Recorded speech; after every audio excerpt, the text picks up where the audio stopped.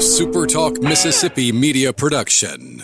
Award-winning customer service with customized insurance plans at affordable rates made specifically to fit your exact needs. For auto, home, or life coverage, reach out to Ben Farrell with Shelter Insurance of Corinth. We are your shield. We are your shelter. This is Gerard Gibert, and thank you for listening to MidDays here on SuperTalk Mississippi. MidDays with Gerard Gibert is on the air. MidDays with Gerard Gibert is powered by C-Spire. Power your home or business with C-Spire Fiber. To learn more, visit supertalk.fm/C-Spire. C-Spire Fiber powers SuperTalk Mississippi.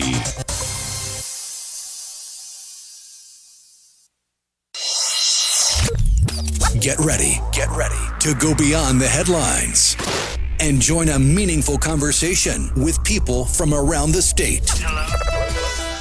You're listening to MidDays with Gerard Gibert here on SuperTalk Mississippi.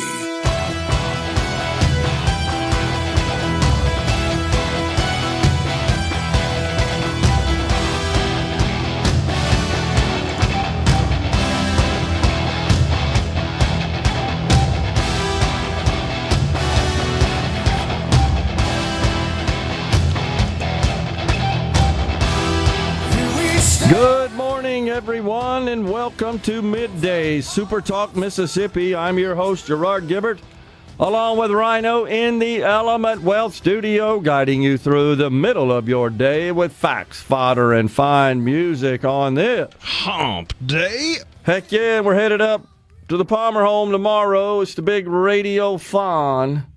We hope you will tune in. A special edition of MidDays as Rhino and I will be with you on MidDays from 9 to 1, and then you'll be continuing on with Rebecca on Good Things from 1 to 3. Man, you got a busy day, right? 6 hours for you. And a potential shave and a haircut. There you go. Well, look, we're going to go ahead and say that's in the books. That's a done deal. We're going to achieve the donation threshold there. I'm confident of it because Mississippians are very generous people, and they're going to heed the call. You know, the Palmer Home for Children. They serve vulnerable children, a faith-based organization. They don't take government money, and that's why we need your help. Tune in tomorrow. It's the 13th annual Palmer Home for Children Radiothon happening on SuperTalk Mississippi. Gets kicked off with the morning show with Richard Cross at 6 a.m., continues throughout the day with MidDays for 4 hours, Good Things for 2 hours, and then the Sports Talk Mississippi gang, they'll be on hand to wrap up the day 3 to 6. So we'll be there 12 hours on the Radiothon. And the goal, of course, let's don't beat around the bush, is to raise money. We need your help. And it's for a fantastic cause, fantastic organization. I'm so proud of this organization for being involved in this great cause. Number 13, the Radiothon. Number 5 for me. Incredible. Where'd the time go? It's hard Something to believe. about flying and having fun.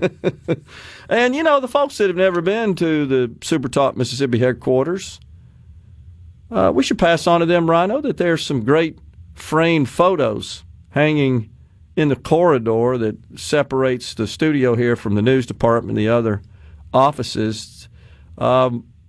Just after the Radiothon was held at the old location, right? Mm-hmm.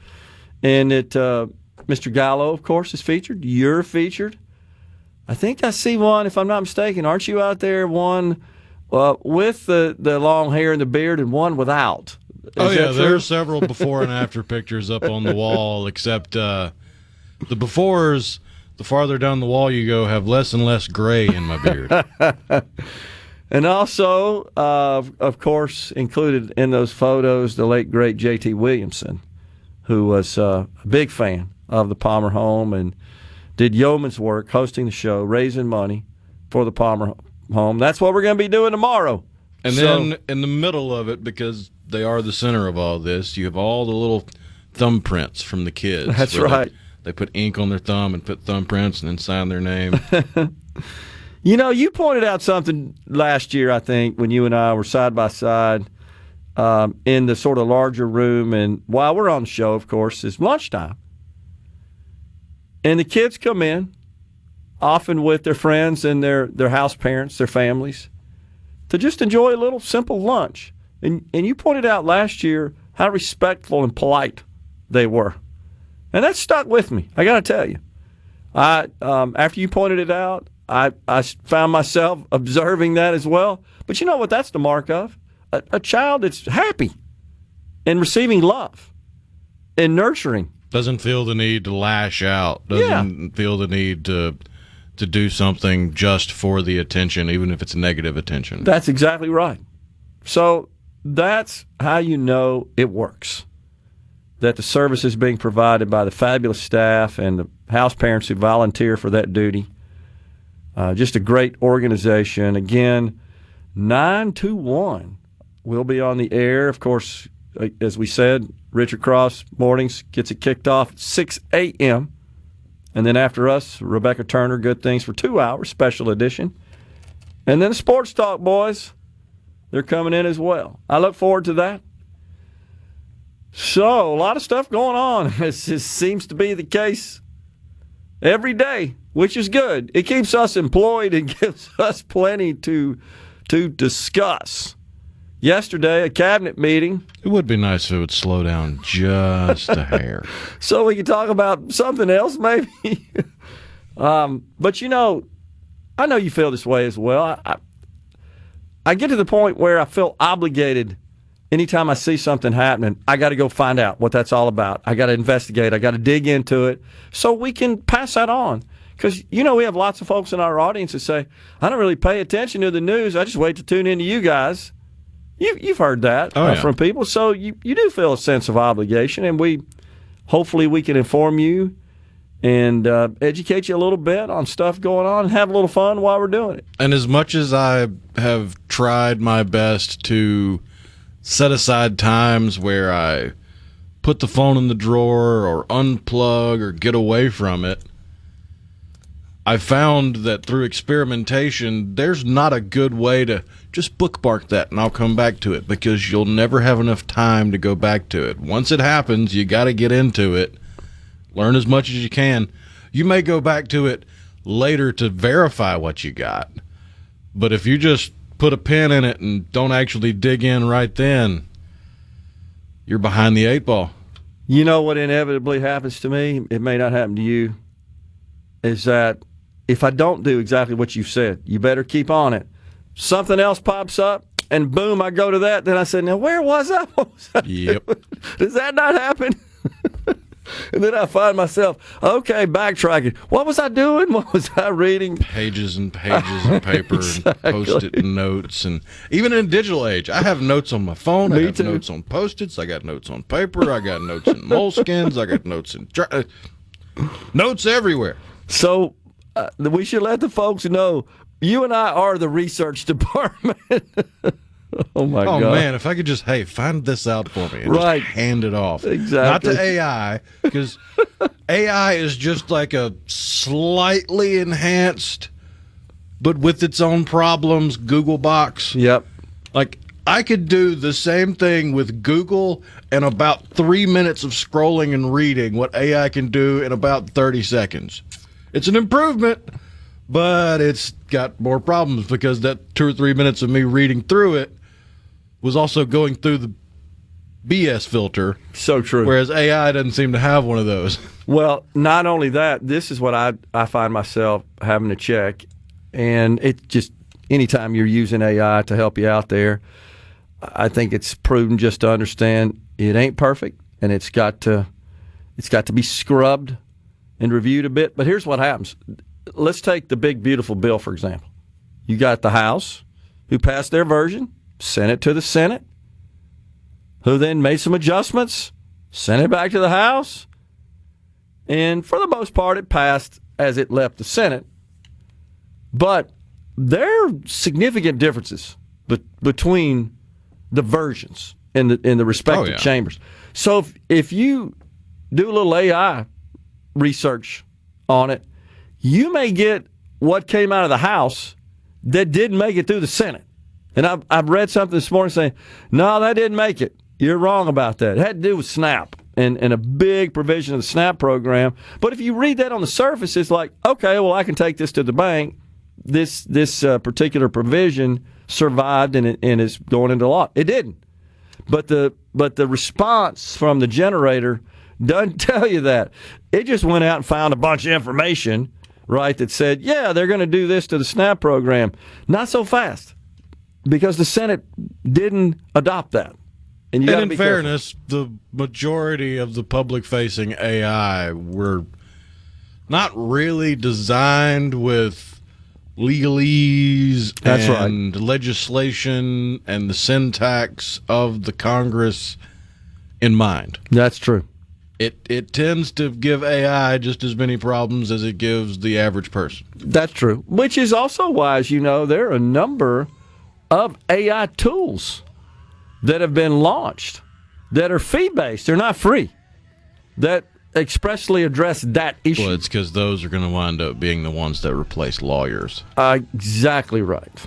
That's so they can't start giving those out for free, or it's going to get rough for lawyers real so quick. True. And in fact, as you know, it's the lawyers who sometimes are using it, and that's fine as well. I mean, if it makes them more productive. As long as they do their due diligence. Got to do a little due diligence, you're right, because just as I said, you can't necessarily just accept it at face value. 11:05 today, we've got the treasurer of the great state of Mississippi, David McRae. He'll come on and talk about everything going on there. We got an article out there about earning interest, the state of Mississippi, under his watch on the state's investments. Coming right back. Stay with us.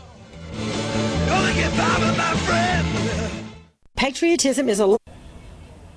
This segment of Middays with Gerard Gibert is brought to you by Covington County Hospital in Collins, where your health matters.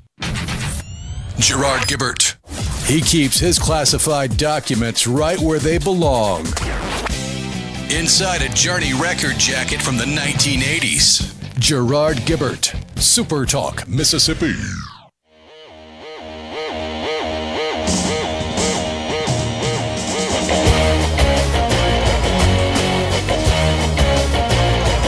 We are in the Element Wealth studio. Are you thinking about or planning for retirement? Do you have a plan? Go to myelementwealth.com or call 601-957-6006 to let Element Wealth help you find your balance between income growth and guarantees. The C Spire text line, it is open, 601-879-4395. The Dow up a bit. It was up over 100 points earlier in the session. It's up now about 20 points. The NASDAQ up 66. It also is pulled back a bit. So the S&P also in the green. Crude oil up to $68 a barrel, kind of hanging around in that $65 to $68 a barrel range. So I wouldn't expect to see too much change at the pump, maybe going up a little bit. Of course, these are futures that we're talking about. And for the last couple of weeks, they've been in that $66 to $68 a barrel range. So we've talked a lot about AI, and I know in particular, I think we both have an interest in how AI will be utilized in medical science. On a variety of fronts, not just pharmaceuticals, but medical treatments, diagnostics, etc. Well, I mean, realistically, it's got one of two directions it can go. Yeah. It can go the way of virtual reality, whether you start that in the 90s with the Gridline VR or the Meta or the Quest or PlayStation VR or whatever virtual reality you got, or the Apple thing they got that's priced like a used car used to cost.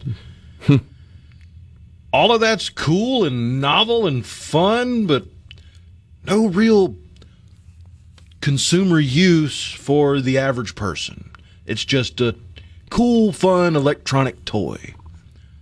Or it could be the next internet, where it completely shifts the paradigm, completely changes how we look at the world, interact with the world, and do business with the world. So would you rather spend time focusing on it as the new novel toy, or would you rather think about all the ways it could change the world? The latter. And and that's kind of a good lead in to the information I'm about to share, and it comes from Microsoft, who has had some efforts involving what they call superintelligence. And they're building models, is Microsoft, around superintelligence for diagnostics.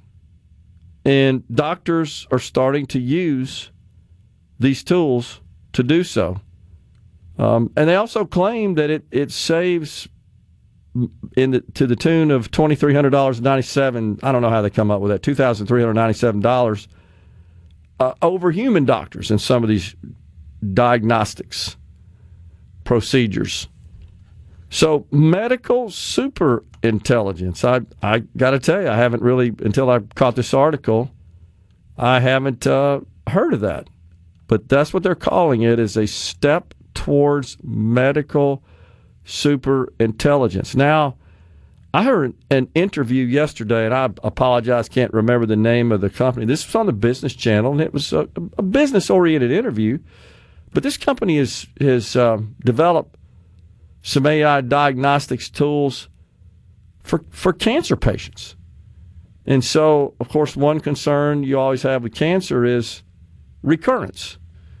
And what this tool is able to do, it's a little over my head, but the bottom line is you could take a drop of blood and it can examine down to the DNA level whether there's something present that look like 2 years in advance of when traditional diagnostics could detect some sort of recurrence. Yeah, the 30,000-foot view of what superintelligence means. In this context, it's the collection of all the information and the use of it at a higher level than even the best and brightest could in the field where the information is gleaned from. Okay. So, and it's a concept that's been bounced around in different ways. It's been bounced around in sci-fi, it's been bounced around in science, it's been bounced around in medical. But AI is the first time where it's actually become possible or has potential in reality.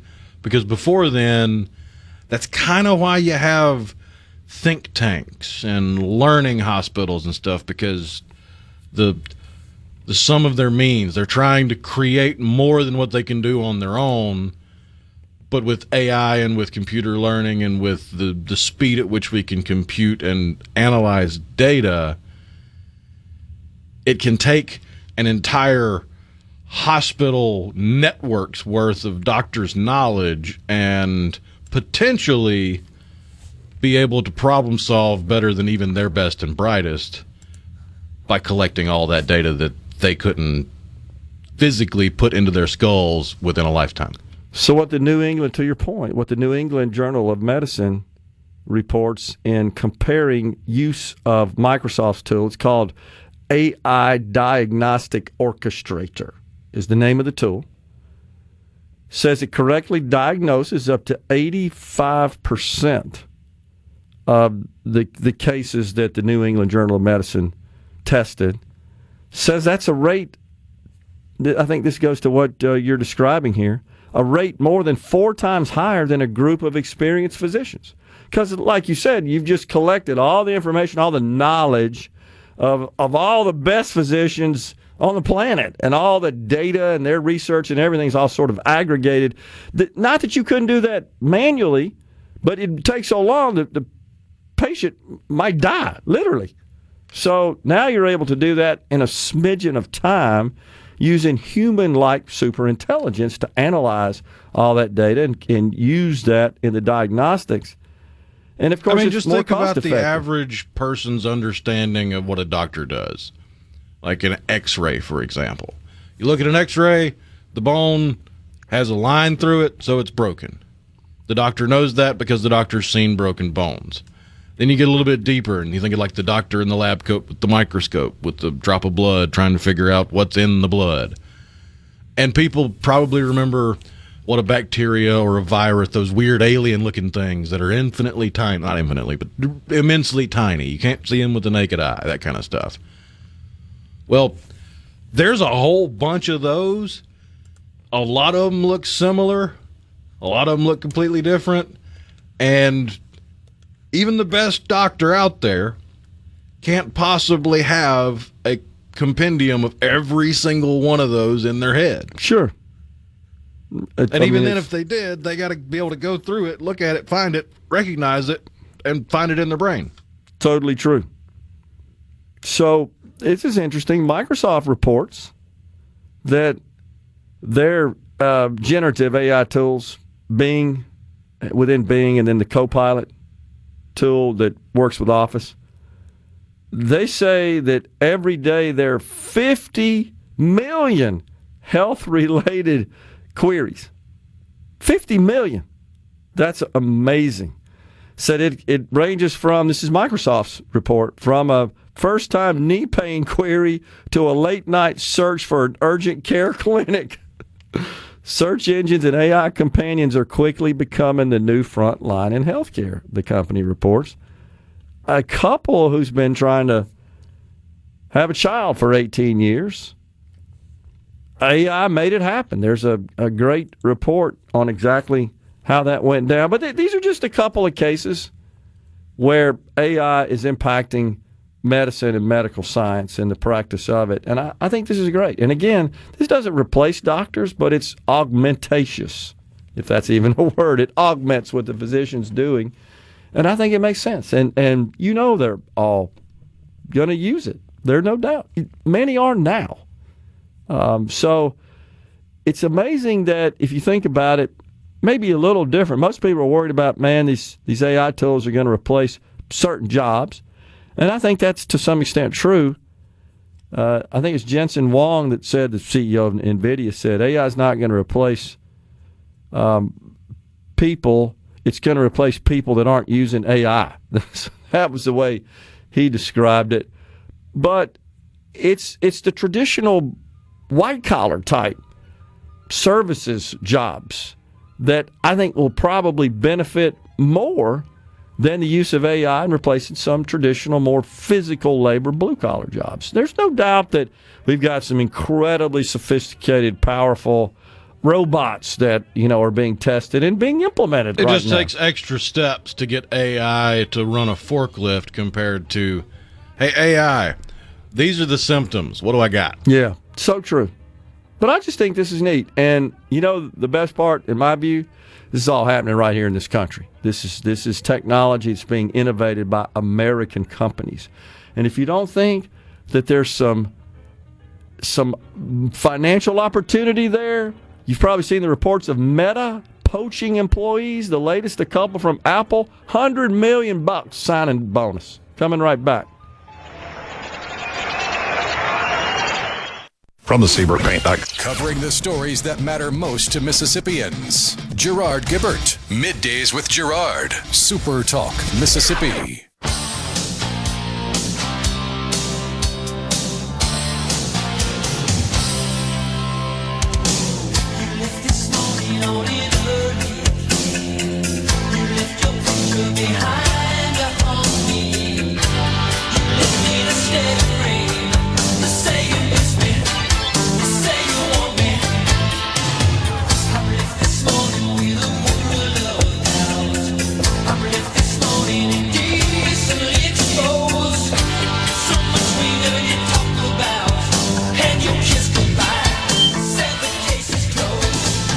That's the great Kevin Cronin, Neil Doherty, Bruce Hall, REO Speedwagon. They need to be in the Hall of Fame. Awesome tune there.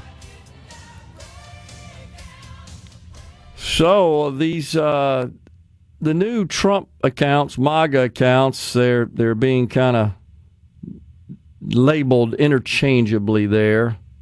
Part of the big, beautiful bill. Not getting a whole lot of attention. Really interesting program.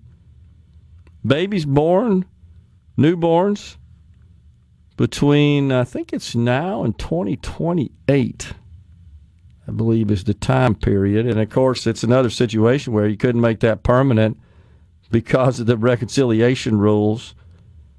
But the government's going to deposit $1,000 I think a parent has to opt into it, if I'm not mistaken, right? They have to. It doesn't just happen That was my automatically. understanding, yeah. Yeah.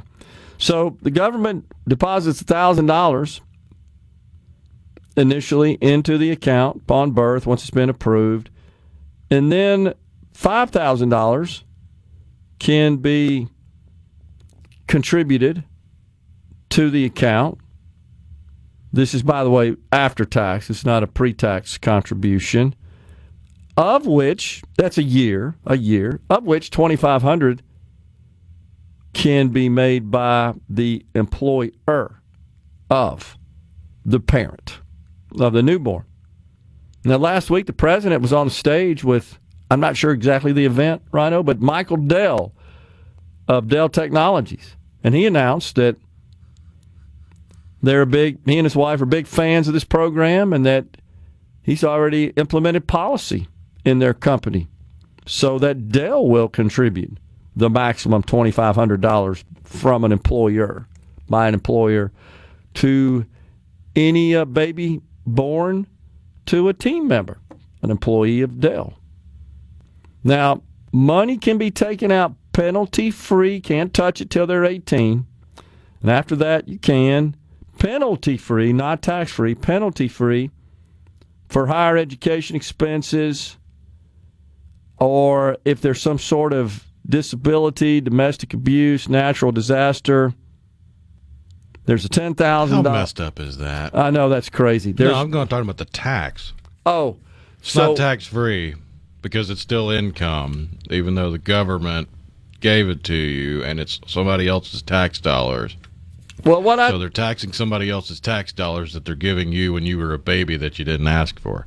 I got to tell you what, I think I read this right. I'm going to do a little bit more digging from maybe some of the accounting journals, but it's my understanding that the contributions are after tax. So it's not tax-free. It's not like your 401k contributions, for example, or your health care premiums. Those are called pre-tax. That reduces your income before tax is applied and income tax is applied and levied. But it looks to me like this is post-tax. You don't get the tax benefit of the contribution. So if you want to dump $5,000 into your child's account per year, you're still paying taxes on that. You're not getting a tax break, if you will, or a tax or an income reduction.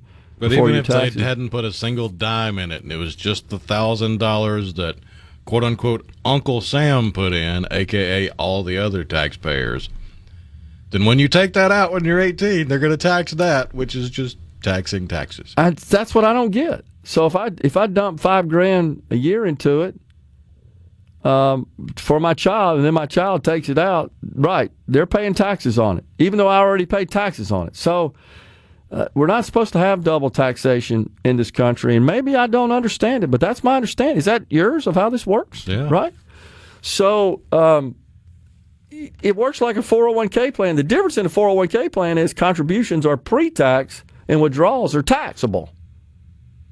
Right? Right. Now, you can convert a 401k. You hear Jeremy Nelson talk about this all the time from Element Wealth. You can convert that to a Roth and pay a one-time tax on the amount you're transferring into the Roth. And then at that point, all the growth that occurs in your Roth account is tax-free. In other words, and withdrawals are. You've paid the tax, and the benefit is not that you're not paying tax on the amount that's in your account. You are, just like you would with a normal 401k if you withdrew funds out of it. The difference is any future growth, as you grow that account, everything you take out is not taxable.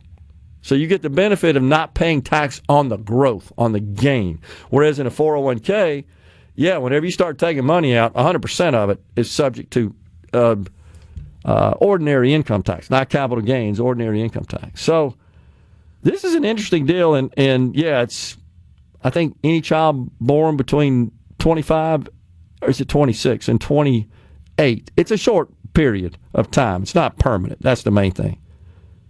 So this is an interesting deal. There's also, to avoid the penalty, a $10,000 exception for new home purchases, or $5,000 toward a baby of their own.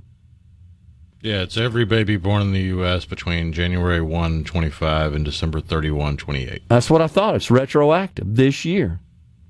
Just like the tax on tips and overtime and the increased standard deduction, all that stuff is retroactive to January 1 of this year, but it all ends, it expires at the end of 28. None of it's permanent. So withdrawals for the qualified expenses, however, even though they're taxable, they are taxed at capital gains rate. So that's a little bit better than a 401k when you withdraw. That is taxed at ordinary income rates. So it's a little different. But this is interesting. I get concerned about the administration of stuff like this. I really do. Yeah, I'm buying a new home. I mean, what kind of paperwork are you going to have to provide to prove that you just didn't put money in your pocket? And what are the chances? Don't answer this. What are the chances there'll be some scamming going on? Pretty high. Anytime you got money flowing around, available, certainly at the individual level like this. And honestly, on the other hand, though, you're going to have probably,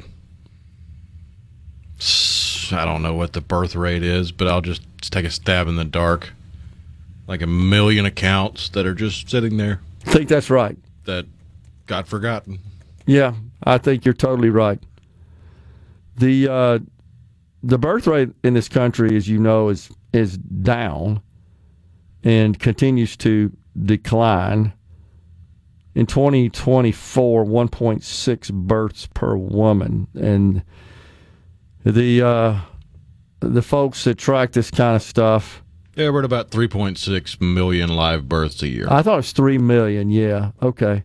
So the folks that track this kind of stuff, what are they called? Isn't there like a formal name for people who keep up with these sort of statistics regarding birth rate and population? I don't know. Maybe there's not. I don't know why that's in my head. I think there is something like that, some sort of specialized field. Bottom line is, these are people who study this sort of stuff. These wouldn't be social. Demographers. That's it. I thought it had something to do with demographics. Okay, so demographer.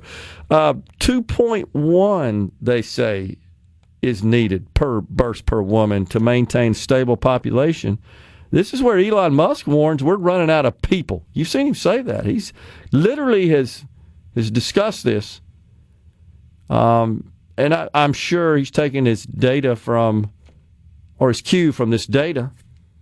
These demographers that are tracking this sort of stuff. You know, Japan is a huge problem with this. Huge. Where they're being overwhelmed by old people, not enough young people to take care of them. And we're facing that same sort of dilemma here in this country if we don't get in gear and start reproducing. So I think that's part of... It's not that I disagree with Musk. I do believe that there is a snowball sitting at the top of the hill just waiting for the breeze to blow it off, and then it's going to start rolling downhill and it's going to get bad. But I'm starting to come around to the theory that Elon, in his social awkwardness, brought this up as a way to maybe use it as a pickup line.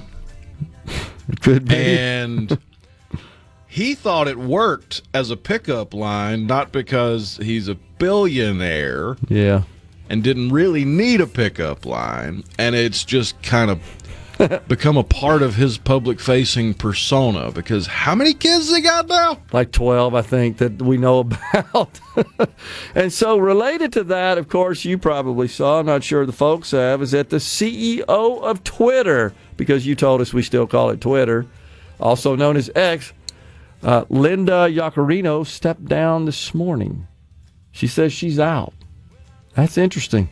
I hadn't checked the stock, what that's doing to it. We're coming right back in the Element Well studio.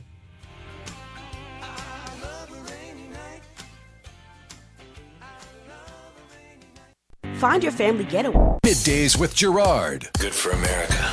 Good for fans of justice and truth. Good for us. SuperTalk Mississippi. This is what we stand for.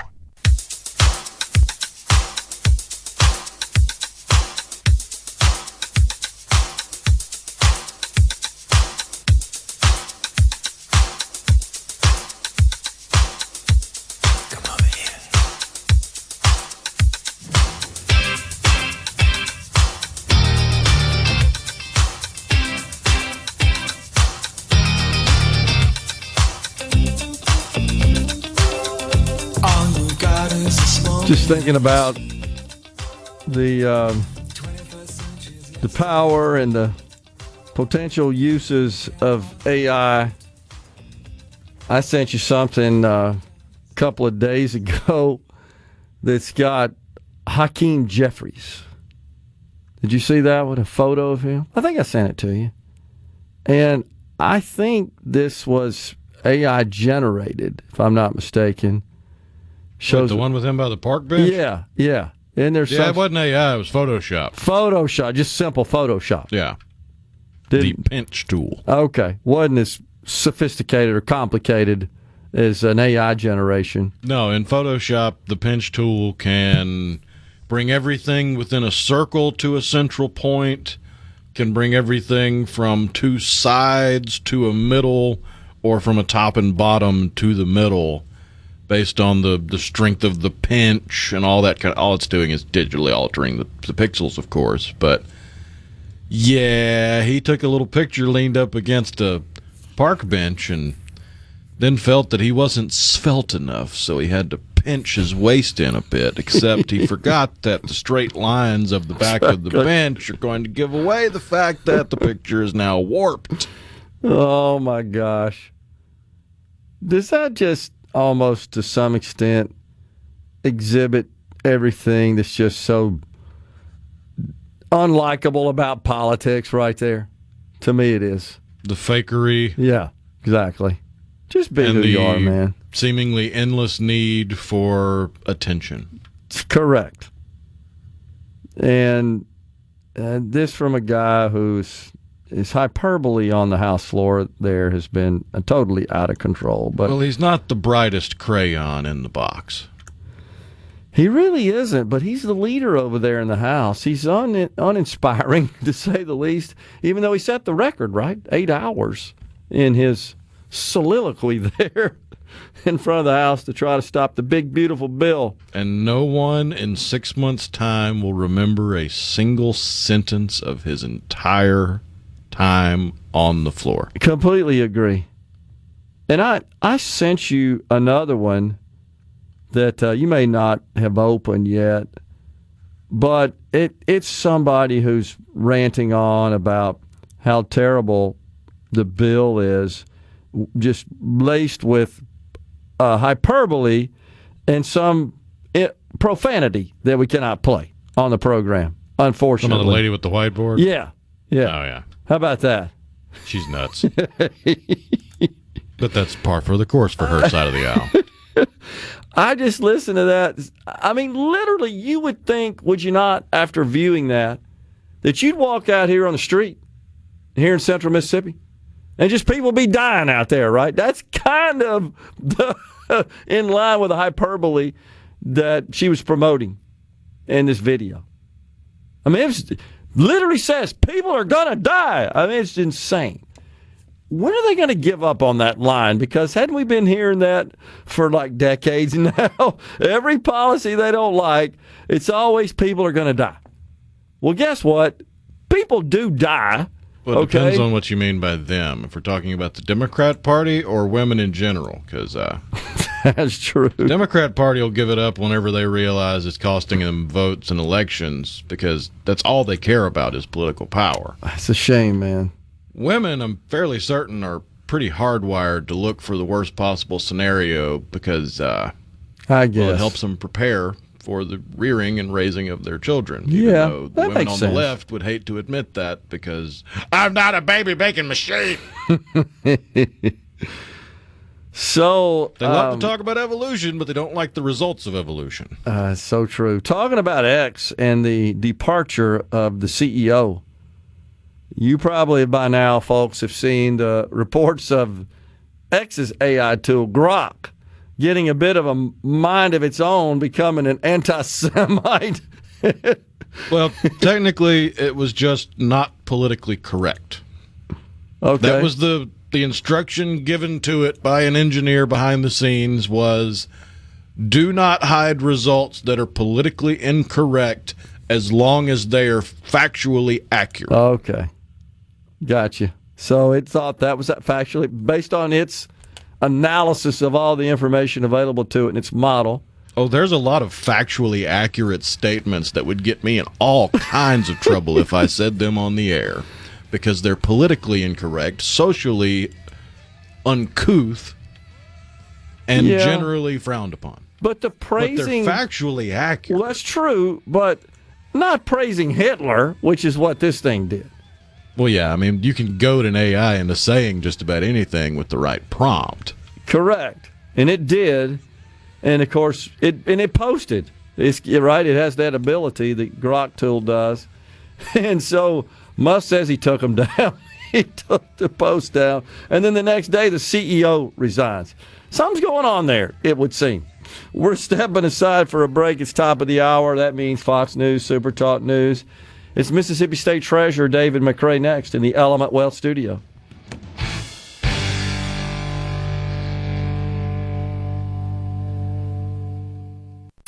Of MidDays with Gerard Gibert is brought to you by the Mississippi Business Journal. Visit msbusinessjournal.com. Scott Coopwood, publisher and president.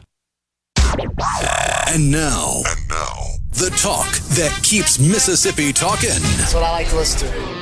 You're listening to Middays with Gerard Gibert here on SuperTalk Mississippi.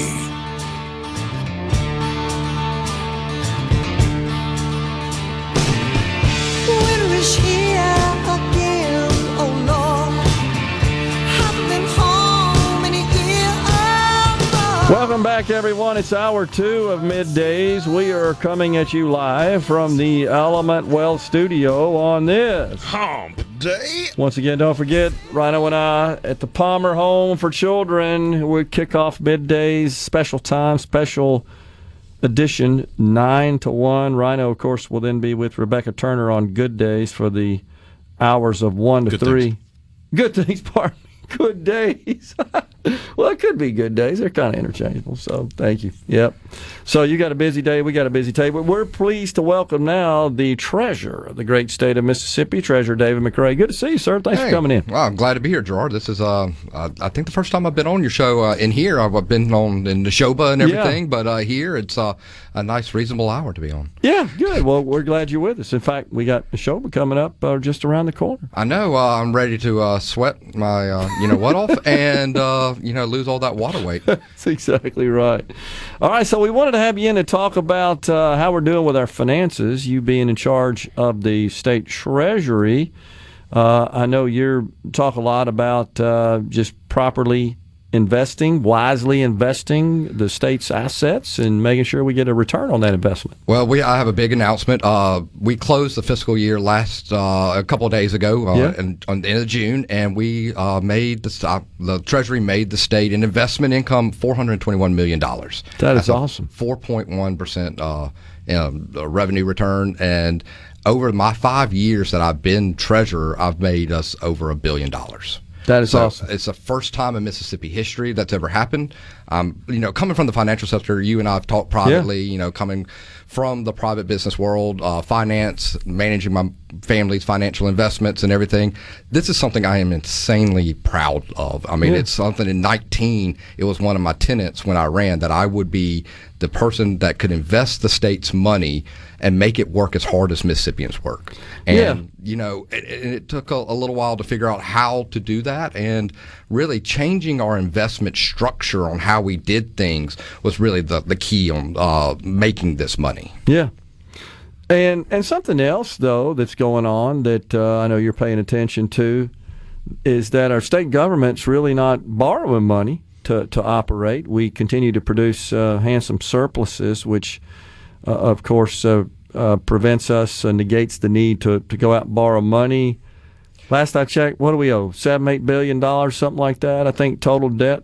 It's something like that. Yeah. Last year we paid in our debt payments about $512 million, which is incredibly low. It would have been lower, but we did a last-minute bond to build the ABC warehouse, which will eventually help tax revenue. So it's going to pay dividends in the back end, which we know, return on investment and all that good stuff. But, it's an extremely low, and our debt is extremely low. And you're right, we're not having to borrow money. I haven't done a real bond deal, a big bond deal, since I first got in office. And we got it at such a low interest rate. And that's what really is how the state has succeeded so well. And so making this money, this $421 million this year, $375 last year, and then before that about $187 million, that gets to be put into the general fund. And so we don't have to borrow. That's $421 million. We don't have to borrow this coming fiscal year, and that can be returned and used in local communities for water, sewer, roads, bridges, repairing. We were talking on the off, repairing lights that the copper gets stolen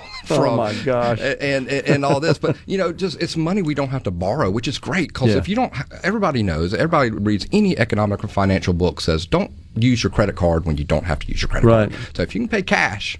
And we can. And, for the foreseeable future, if things keep going the way they are, we will be able to keep using cash. Yeah. And, when we're using debt for long-term asset investments, that's a little different situation. When you're in trouble, as you know, is when you're borrowing money to make your period expenses, which is what our federal government does, which is a bad deal. And that's why the federal government's been downgraded to where they are today. We have the same credit rating as the federal government, a AA positive, with a positive outlook, and that's great for Mississippi. We outperform AAA rated states, higher, more influential AA rated states. People want to buy our commercial paper. People want to buy our pre-sale. We pre-sell our bonds days before they go live on market. I mean, it used to be people would not buy our bonds pre-sold, but what they'll do is we'll open it up for sale and they'll be gone in 5 seconds because we've already pre-sold these guys. Okay. And so Mississippi financially is in the best shape. I feel safe to say is in the best financial shape it's been in a long, long while. And as treasurer, I want to keep contributing to that. And like I said, changing our investment structure, taking that outside knowledge that I had, knowing that we needed to move to more outside of, it's going to hurt to say since being from the department store family, moving out of department stores and retail and that, but moving into industrial real estate, moving into warehouses. And that's what I noticed before I took office and worked with my investment officer. We noticed people were investing in industrial warehouses like Kroger, Amazon, Target, Walmart. They needed places to store this stuff. And then when COVID happened, people stopped going out. And that trend has continued. So, you know as well as I do, investing is trends. No doubt about it. And it seems like it has a drag to it. It's part of those trends, and often folks get involved in it that are just following the lead of others is typically what happens. Well, and that is, and you don't want to be a follower of that trend. You want to be, with the trend as it's happening and, ahead of that trend. And I feel like getting out of retail real estate like that, like department stores, shopping malls, things like that, strip malls, I think that was one of the best decisions we've made. Now, look, what else has always helped for us as the government. Now, personally, it hurts, but for the government having the higher interest rates. So our fixed income has just knocked it out of the park for the last 4 years. That's the good news of the higher interest rates. On the income side, we benefit from that. Well, yes, the state has benefited tremendously, and that's why you're seeing the returns that we have currently. Personally, you and I would love lower interest rates, mortgage loans, and things like that. From a consumer business. But, I have a fiduciary duty to the state, and that is where I know the money is. And one day the interest rates won't be that high. And so you're right. I constantly talk to my investment officer. Constantly, we're always looking at where the next place we're going to be, and we'll have that conversation today. So when your investment officer, Mr. Treasurer, is managing the portfolio with the interest rates being, I wouldn't say volatile, but they spiked up in a hurry, certainly, with all the series of benchmark increases by the Fed. How are they managing the terms on that? Is that something that I know they have to be concerned about? Because obviously, the longer you park your money, the higher the rate, and then the shorter period, the lower the rate, and you got to balance that out. Well, so the one thing about the Treasury and by law, we have to be so conservative on how we invest. So we have to have so much percentage already, up to a certain percentage in fixed income. I mean, we can't all put it all in private equity and hope for the best. But, it has to be so much domestic, so much international, so much fixed income, so much this. And so when things spike like that, we're already in that situation to where we just get to be able to take advantage. Now, we up that percentage in terms of how much we go up to. And I changed that investment structure when I first got here to allow that to be a higher percentage, including with private equity, which right now is not the best idea in the world, but it'll pay off one day. Yeah. Anyway, but with that, so, we have to be so conservative with our investments because we have to be so liquid. The state has to have so much cash on hand to pay for things at a moment's notice. I mean, we can't just say to some agency, "Oh, sorry, we don't have that money to in our account to," and you can't do that. No, when they demand it, we have to be able to pay it. So, sort of limited on long-term investments. It'd be a little difficult to buy 30-year treasuries or put too much of the portfolio in that. That's exactly right. Yeah. I mean, it has to be, mid-size, mid-distance. 30 years just not going to work out because it's not going to pay off in the time we need it to. But 5 years being way too quick. Yeah. So, things like that. But, being this conservative, a lot of people always say, hey, 4%, I can make higher than 4%. Well, 4% with the handicap and handcuffs that I have, it's a pretty good return. I'm extremely excited about it. I mean, I'm probably one of the most excitable people about finances that you're ever going to be. That's awesome. I mean, we're excited, and the thing is, we had those couple downturn months earlier this year when things were a little rocky. They're kind of coming back, and I mean, they're doing well. The fact that it should show you how strong our portfolio is because we had such great returns from July 1st to when they started getting rocky. Then we made up that money and got back to where we are. Okay. We got a break right now. Can you hang? Sure, I'd love to. Let's dig in a little bit to PERS. You and I talked about that offline a couple of weeks ago. That's going to be fun. Yeah. We're coming right back with the State Treasurer of Mississippi, David McRae. Stay with us.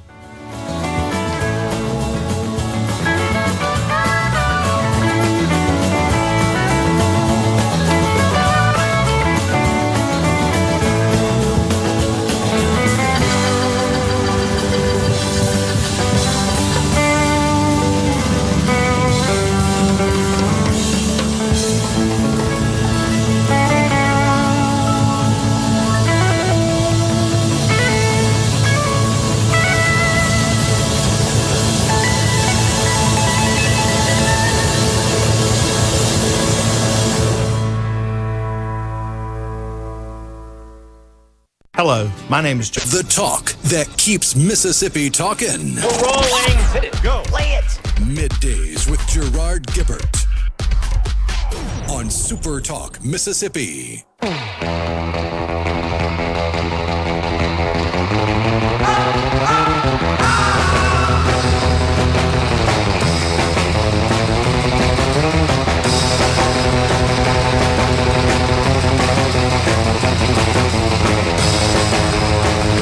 Welcome back, everyone. Middays from the Element Well Studio. Just want to pass on, Rhino, to the folks and to the treasurer as well. NVIDIA just became the first company to eclipse the $4 trillion valuation level. I saw the stock was up this morning. I was kind of doing the math a little bit, thinking this may be the day. We talked about it, I think, last week that they were edging closer to that. So it just occurred. A friend of mine just sent me an article from the Daily Mail in the UK, which is a great media outlet, by the way. So that's a big deal for the first company in our history to eclipse the $4 trillion. I believe eventually we'll see somebody hit the $10 trillion. Probably going to be them. Yeah, could be them. And it's a Mississippi partner company. Yeah, they're a fantastic company. I love them. I've been using their chipsets forever in my computer. They're awesome. They're an awesome company. And the CEO, Jensen Wall, if you follow him, I highly recommend it. He not only is just a great business person, man, he's a great philosopher. He's stuck with the company, and they've stuck with him when the stock was not as good. You're right. ATI could have taken him over at any point, and you know, NVIDIA, it's an amazing company, and what they've done is just amazing and really advanced AI, which you were talking about earlier, and graphics for games, and just what they use their stuff for. Well, it's amazing. There's a few $1 billion worth of their chips going to be installed out here in Madison County. I'm excited for it. I'm glad when I saw that announcement. I was really excited, especially for vocational training and workforce and attracting people in Mississippi, which it's they're what doing. The governor has really brought businesses or bringing businesses to Mississippi. Yeah, that we shouldn't have an excuse anymore of why people don't want to live here. Completely agree. So good days for the state of Mississippi. As you point out, our finances are in good shape.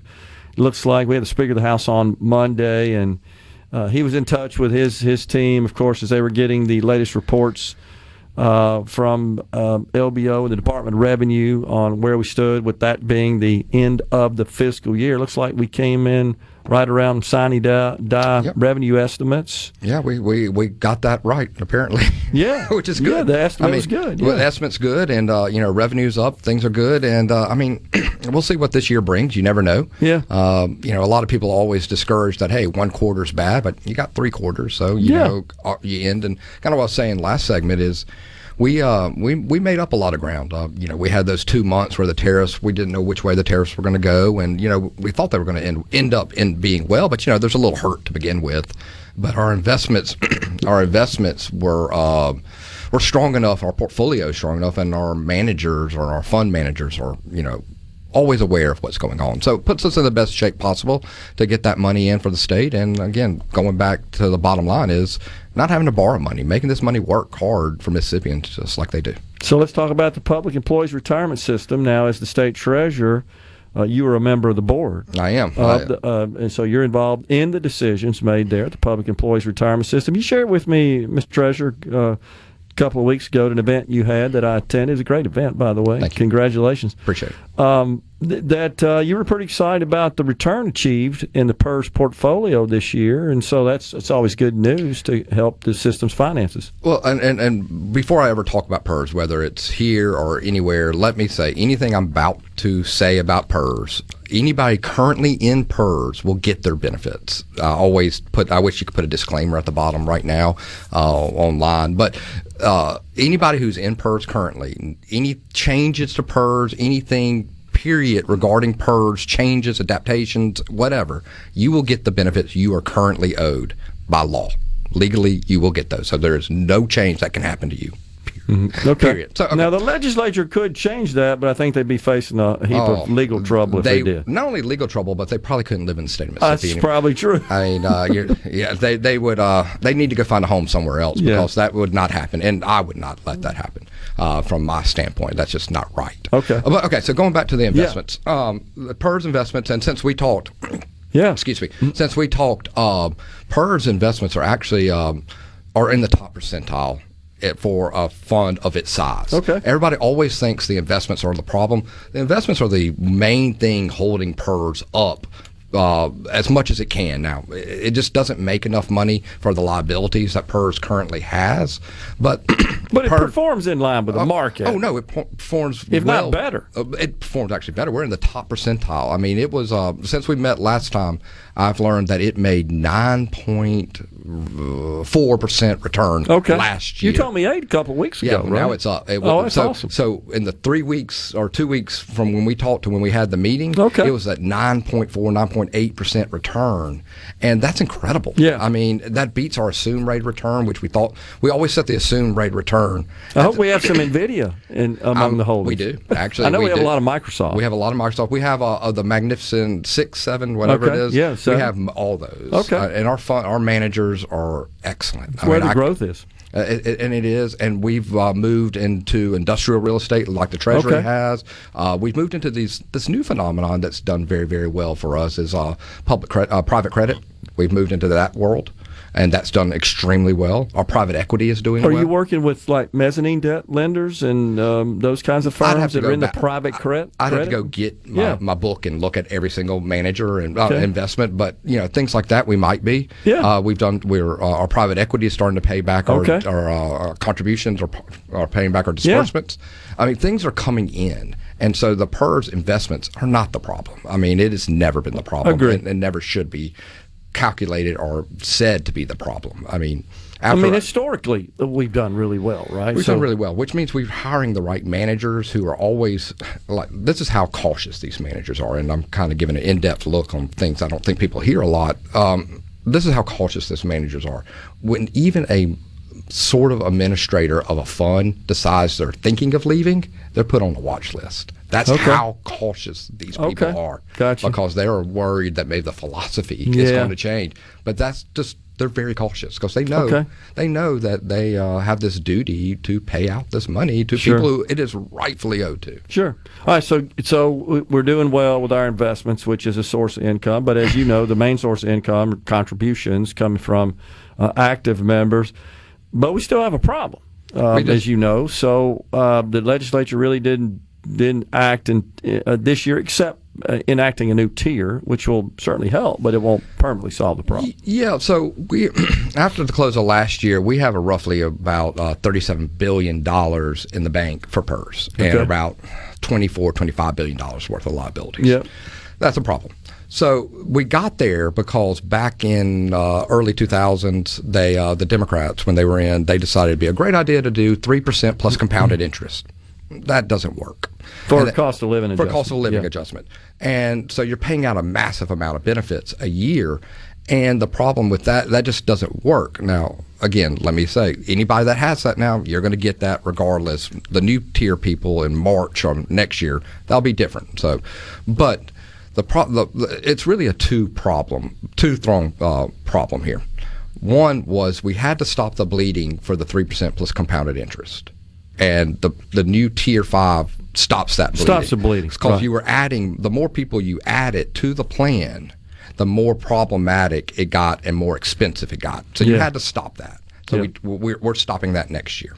The other thing, which I think is the biggest issue, is we need a consistent revenue source. And I got a letter from Moody's last week or the week before that said without a consistent revenue source, Mississippi is in trouble. So, Treasurer, did they not? How do they evaluate the revenue received from contributions? I mean, when they say a consistent revenue source, are they talking about sufficient revenue to cover the shortfall, the unfunded liability? So think of it like a credit card. We need to pay our minimum payment. So, I mean, a consistent revenue source, we're never going to pay off all the liability. We'll have to find a way to do that eventually. Sure. I mean, it's just too big of a number. But the problem is we need to think of it like your credit card. You've run up a lot of debt on your credit card, and Amex or Visa or MasterCard says, hey, you need to pay this minimum amount. Okay. And so if we pay, it may be whatever that number is, it's going to make Amex or MasterCard or Visa kind of happy. Your liability go down. Yeah, it's going to make them kind of happy. They're not going to be thrilled, but hey, they'll let your credit So they're card. basically saying, well, you got enough coming in to cover current day benefits, but you're not really addressing what's on the credit card. You need some revenue coming in to do that. That's right. And right now there is zero consistent revenue coming in to the PERS. And my idea, and it can come from multiple sources. I mean, I have this idea that it should come from, if we legalize online sport gambling, that could be a revenue source. Maybe from our investments, which I just talked about, maybe a percentage of that. But other states have used something called surplus revenue. So when we have money left over, instead of using it for other projects, look, I would love to buy things and, all that, use it for the surplus revenue. So 8 to 10% of the surplus revenue should be dedicated to PERS. Okay. When we have it. Well, that'd give us anywhere from $50 to $70 million at this point, and then we could throw in mobile sports betting, another 2025, you get $100 million a year. That would be pretty good. I mean, and that would make the credit agencies happy and not downgrade us. Okay, that makes sense. Treasurer David McRae has been our guest in the Element Wealth Studio. Appreciate you coming on. Appreciate it, Gerard. Thank you very much. Bet. We're coming right back. Stay with us, folks.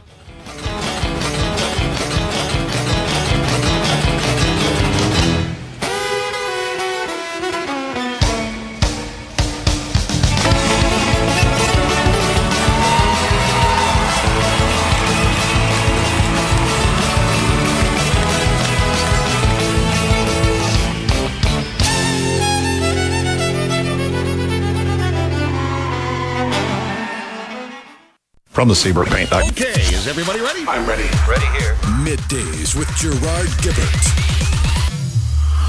on SuperTalk Mississippi.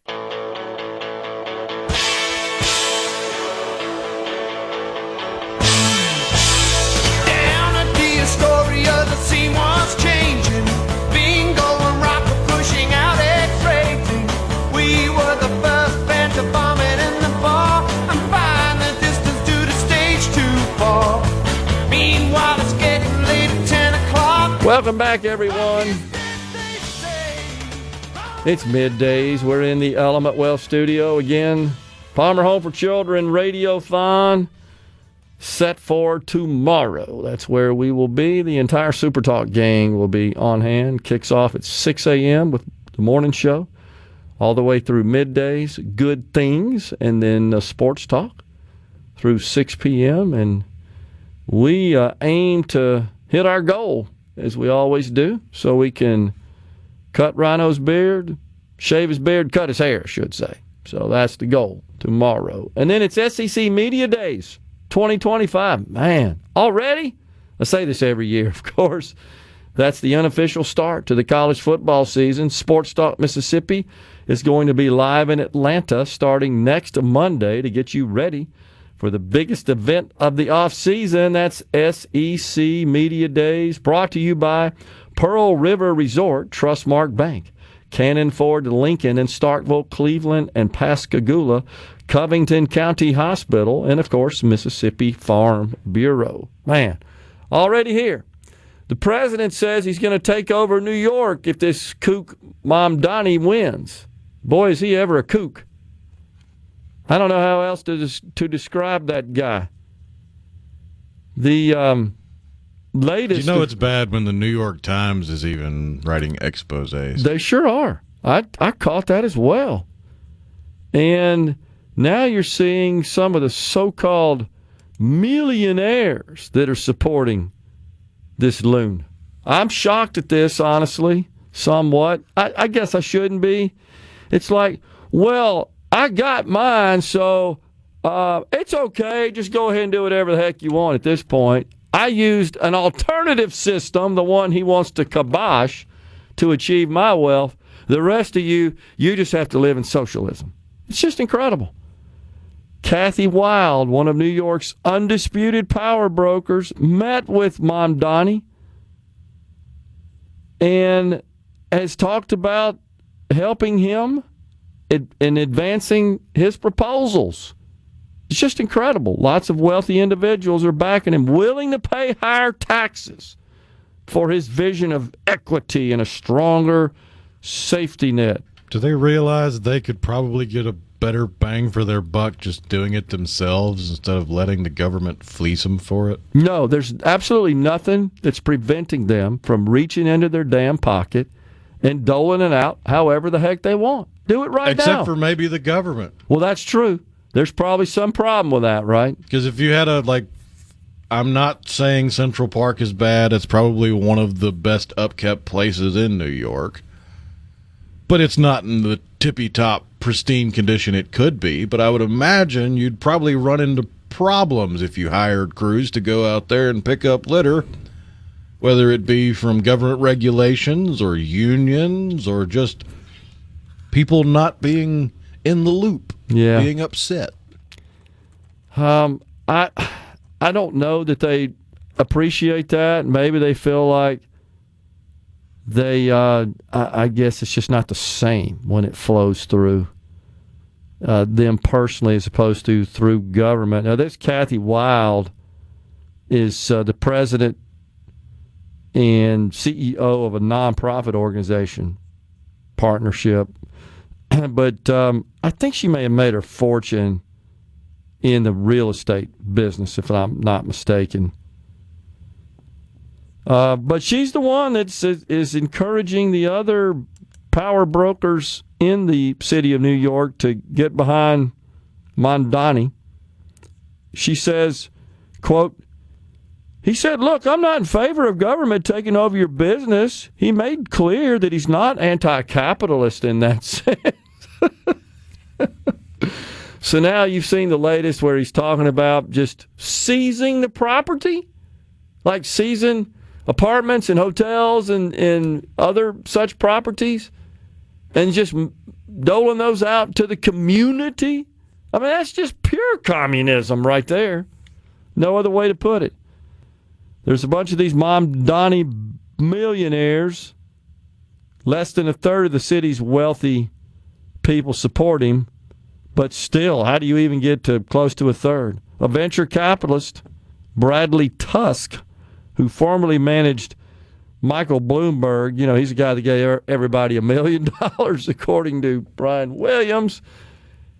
managed his campaign for mayor and then later advised his administration. He went to LinkedIn and said, New Yorkers should do what they can to help Mamdani succeed. Man, it's just incredible. He goes on to say, in my eyes, I should absolutely be paying my fair share for the people that need it. Unbelievable. So, of course, these are all people. How do you make $1 million being lazy and stupid? I don't know. I think it made them that way. I don't think they were en route to achieving their economic status. I really don't. But this is disturbing at best. I was talking earlier about Meta and offering these huge signing bonuses and compensation packages to AI talent. And they've poached 3 of OpenAI's top researchers, that according to the Wall Street Journal.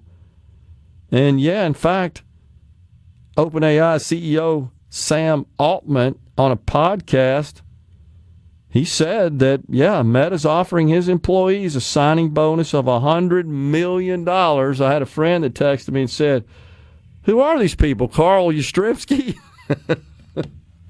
No, but that is a problem facing the future of AI, is if it continues to grow exponentially in complexity, will AI wind up like the government, where there's an inner cabal of those that actually are in the know and know how to work the system, and the rest of everybody else is just kind of on the outside looking in, playing ball? Yeah, could be. But he is putting his money where his mouth is, as the saying goes, investing heavily in the technology, and feels like those are worthy investments, that there's significant opportunity, and he's willing to. And it does come down to people. And people who can best leverage the technology and monetize it, more importantly, is what they're looking for. It's people that know how to do that. So this is exciting. I mean, I love it when I see stuff. I just say, man, this is just brute force capitalism at work. Well, especially in the tech industry, there's monetization, and then there's monetization that the end user doesn't realize. That's true. And that's the more valuable monetization. Well, that pretty much describes not only AI, but certainly just cloud services. Social media, games. right. I mean, there's a lot of tech sectors that they would love to be able to just openly monetize, but it would be off-putting. Yeah, because what we're learning, and I got to tell you, back when I was working for Arthur Andersen before they started shredding documents, and I worked in the consulting division, we had a think tank that was part of the firm. Their job was to try to understand, predict, handicap the future, and that was used as input to management to run the firm. Not so much on the accounting side, but on our side, on the consulting side. And they made the point that, today all these systems we're doing, building out all these transaction systems, right? Because this was really the first iteration of just automating basic business transactions. Still building that out. But what they said was, in the future, your personal data, this is 40 years ago they were saying that, that's going to be the most valuable commodity. Is that pretty much where we are? Yeah. Pretty dang close to it. So all this stuff we get for free, it always amazes me. People complain they don't like changes in the interface or the algorithm. Guys, it's free. If you paid for it to get what you want, you couldn't afford it, and you probably wouldn't pay for it. And when you say personal data, a lot of people immediately think of name, address, social security number, phone number. No, it's more like they were scrolling for 1 minute and 37 seconds. Correct. They spent 11% of their time looking at this picture. What about this picture can be tied to their data point so that we can either, A, for social media, give them more of that so they spend more time on here so we can sell more ads, or 2, if it was an ad, how can we get them to click on it? How can we get them to buy something? Or 3, you're a data point for the ad sales saying, yeah, we had 17,000 people spend 3 hours looking at your ad. You owe us this much. Not only that, but those tools can pretty easily find out stuff about you, such as your age range at a minimum. Without, and that's the different buckets they put you in. That's exactly right, and they sell that information to people who then use it to turn around and market to you. But now, there are people that are trying to hoover up your phone number and your social security number and stuff, but that's different. That's not the goal of social media companies and tech companies and stuff. They're not in that business. Right. Well, and on the other side of the break, I'll add another point about the monetization that maybe is not so clear. We're coming right back in the Element Wealth studio. Polyumpa, Mississippi. It's so awesome! Middays with Gerard Gibert. Come on, let's get on with the show! On SuperTalk, Mississippi.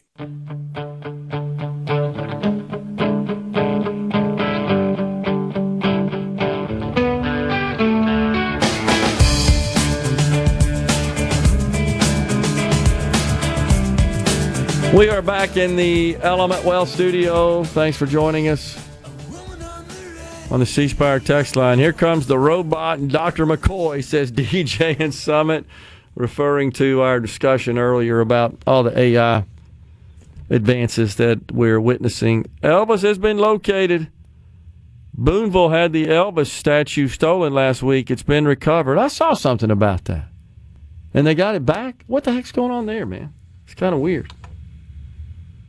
Let's see what else we got. Quantum computing going to be crazy on the C Spire text line. Totally agree, and super excited about the prospects of quantum computing. I've thought for some time that whoever dominates the world of quantum computing will certainly be the world's preeminent superpower.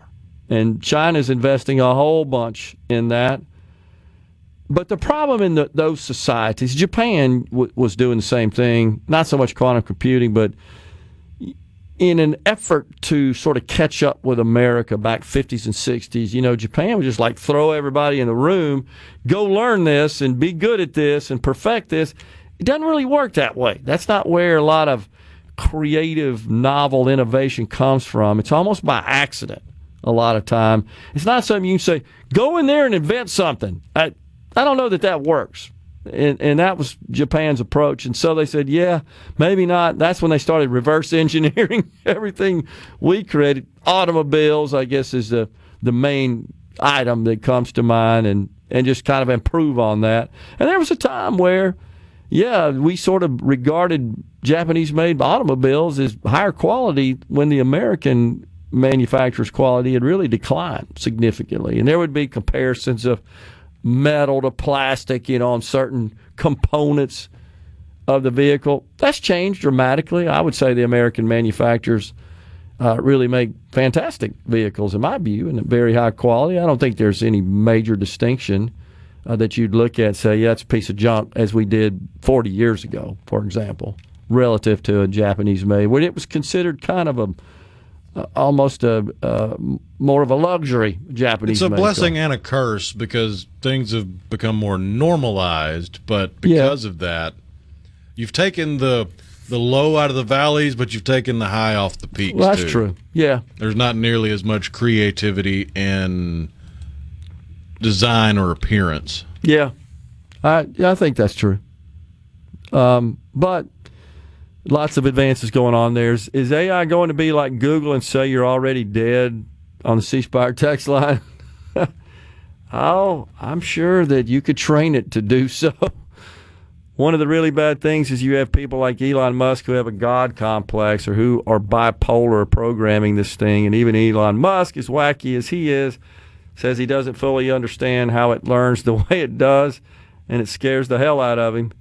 Sorry, but that just does not give me a warm, fuzzy feeling, says CC in San Antonio. Well, as I think I've pointed out many times before, I kind of equate it to nuclear power, nuclear fission. They're positive, beneficial uses of the technology, and they're nefarious, malicious, negative, harmful uses. And it's incumbent upon society to to avoid those cases where it could be used for harm. I think it comes down to that. But this train has left the station. It ain't slowing down anytime soon. It's just too much to be gained from it. And there's even more to be gained with quantum computing because it will completely change the way computers are secured. Yeah. At this point, the encryption keys that we have, there's not enough time left in your lifetime to crack the best encryption with brute force. Whereas with quantum computing, you could crack it with brute force in the blink of an eye. That's what's scary about it. There's more of a threat to our cybersecurity systems from quantum computing and AI. That probably poses the greatest threat of all, which is why we can't sit on our laurels and let China get ahead of us in this regard, or any of our adversaries. Because even though brute forcing innovation is not the way to go, if you throw 10,000, 100,000 people at it, the odds of something accidentally happening increase. I agree with that. And that's the risk, and that's why we've got to stay a step ahead to protect our assets and our way of life. The silver lining on that dark cloud is that China rarely, if ever, innovates, even accidentally. They're pretty derivative as a society Japan when it too. comes to their innovation. Yeah, I agree. They're really good at that. Matt in Burnsville, when we were playing the REO Speedwagon track earlier as a bumper music, says the 80s were the last age of talented music. Yeah, you could make an argument for that. I know there's some, Matt, that would differ with you, but sounds like it has some similarities to a Roth. That's on the C Spire text line referring to the new MAGA accounts. It's really not, because remember that when you withdraw from a Roth, it's tax-free. So this is still, there's a taxable event. It's taxed at capital gains. You don't get the tax-free benefits on the contributions. In that respect, you're right. These MAGA accounts are similar to a Roth. It'll be interesting to see how many people take advantage of this. We're coming right back after Fox News and SuperTalk News with the afternoon portion of Middays. Welcome to the show that challenges you to think deeply, and look beyond political posturing. You're listening to Middays with Gerard Gibert here on SuperTalk Mississippi.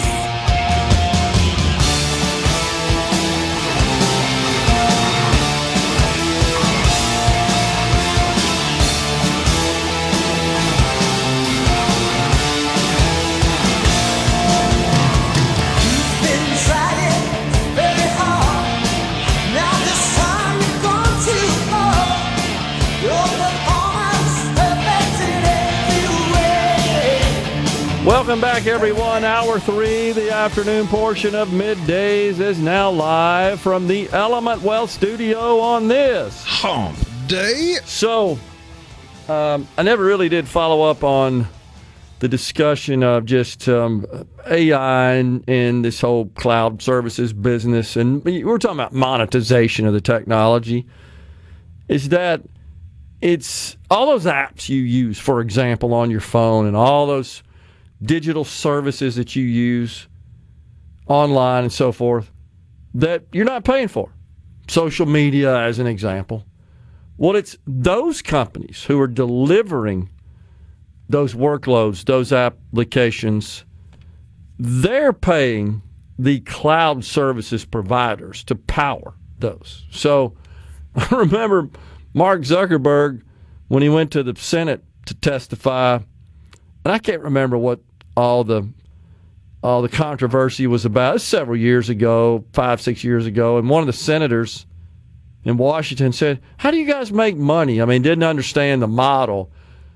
But, of course, they make money by selling advertising. And they're measured by the big metric that the investment analysts always look at, that they constantly measure, is the average number of daily users. I mean, how many people are logging on, scrolling, that are addressable targets for advertisers? And then that's how those companies, the social media companies, in turn sell their platforms. Hey, we got this many people logged on every day. But it's those companies that are paying the likes of Amazon and Oracle and Microsoft to host and power all that stuff. You're not paying for it, though you're accessing those programs and data stored in those facilities. They're being paid by the companies who store their stuff in those facilities. I just want to point that out. Most people probably know that, but that's how the monetization works. So it's not that you and I are paying Amazon Web Services. No, Facebook, for example, is paying them, and you and I are logging on to Facebook, and advertisers are paying them because you and I are logging on to it. Just that's the model, essentially. It's awesome. Nothing new. It's that's right. What TV and radio have used for decades. Well, sure, exactly. You don't pay anything for that. Now there are subscription-based networks and services. That's different. Oh yeah, it's you just could a different get business HBO model. on cable and pay for it. Yeah, you wouldn't have any ads during your movies. That's exactly right. So nowadays, you can log on to Tubi or Pluto or Freevee or any of those other free platforms to watch movies, and you're going to have commercials. That's right. That's how they pay for the computational power and storage needed to have those movies on demand for you. Same with respect to our network. Alternatively, you could subscribe to SiriusXM. You're going to pay for that. You don't get any ads, but you're paying for that. So the folks in the Senate didn't understand that simple model, at least this individual. I don't remember who it was. But I just want to clarify that. That's how it's monetized. Wait, you're saying that the members of the U.S. Congress are somehow out of touch with the current reality? You know, and it's okay. I don't mean to, I guess, demean this individual. And again, I can't remember who it was. It was a few years ago. Here's to me, though, what was unacceptable. You've got the CEO of a major company that's going to be Orrin Hatch from Utah. That's exactly who it was, and he retired since then, a Republican from Utah. So you found it, right? I mean, I'm not making this up. He literally asked, how do you make money, right? It's something to that effect. I think that's actually what he said. And Zuckerberg said, Senator, we sell advertising. Mr. Zuckerberg, I remember well your first visit to Capitol Hill back in 2010. You spoke to the Senate Republican High-Tech Task Force, which I chair. You said back then that Facebook would always be free. Is that still your objective? Senator, yes. There will always be a version of Facebook that is free. It is our mission to try to help connect everyone around the world and to bring the world closer together. In order to do that, we believe that we need to offer a service that everyone can afford, and we're committed to doing that. Well, if so, how do you sustain a business model in which users don't pay for your service? Senator, we run ads. I see. So, again, Senator Orrin Hatch, he wasn't a bad guy. I don't want to be critical and condemn him, but here's what I think you can criticize and condemn. You got the CEO of a major corporation, right? It's got tens of millions, hundreds of millions at the time of users across the world. You think you take a little time to be with your staff and say, explain the business model to me here. How do these guys generate revenue? Before you're on national television asking a dumb question. That's what I fault them for. But that would take away from time schmoozing at a local bar for lunch with your liquid lunch and the lobbyists. Oh, okay. I see. I forgot. Take away from all those glitzy parties and balls you have to attend at night. I got you. Priorities.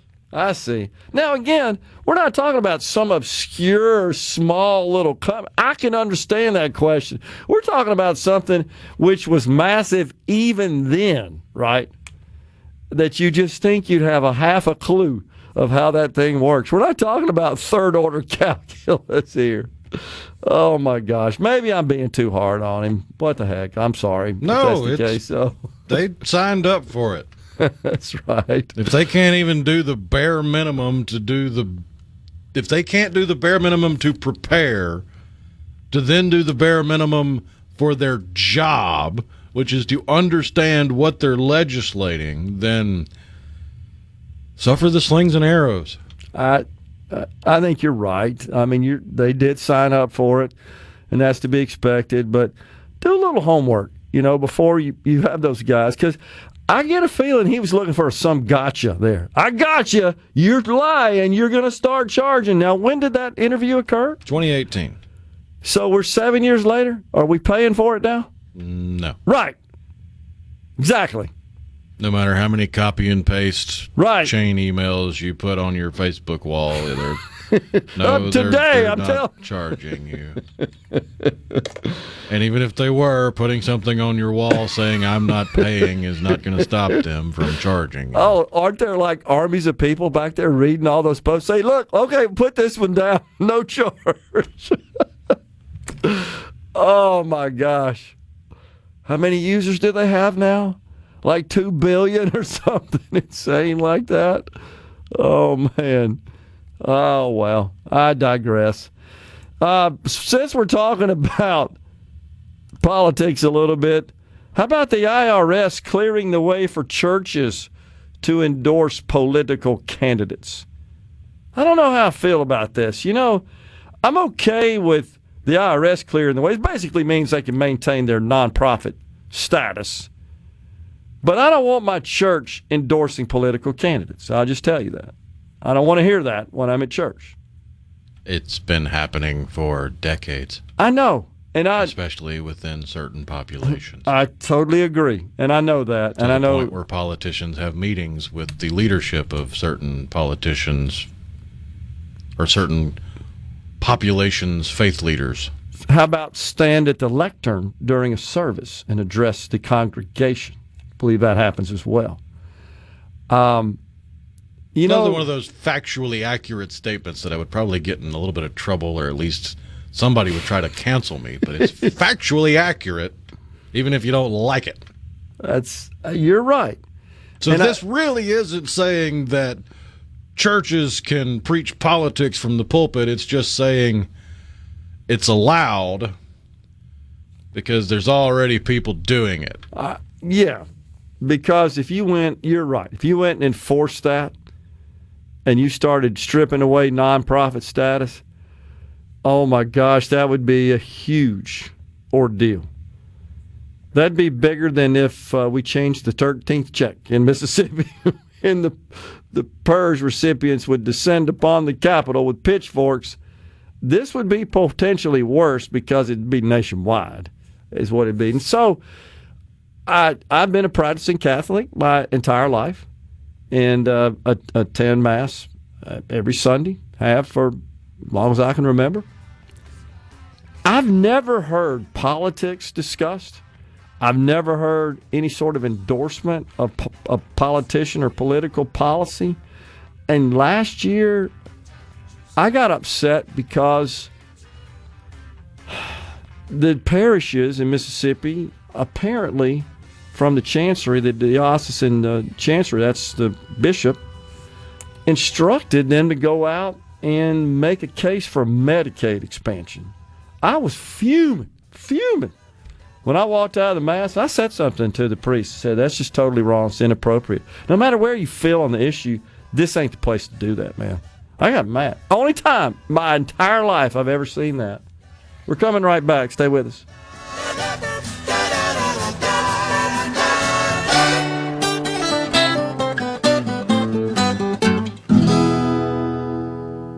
Hey, this is Bob. Check it out. Let's do this. The talk that keeps Mississippi talking. Middays with Gerard Gibert. Let's get on with it. On SuperTalk Mississippi.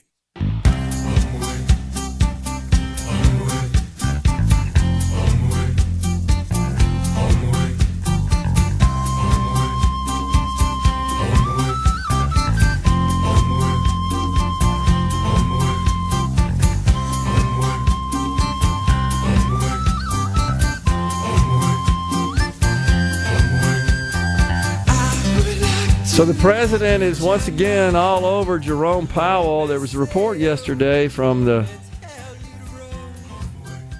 Council of Economic Advisors. I almost said the CBO, but it wasn't. It was the Council of Economic Advisors that came out and said, yeah, we don't see really the effect on inflation from the tariffs. Now, I'm not sure that all that's been baked in yet.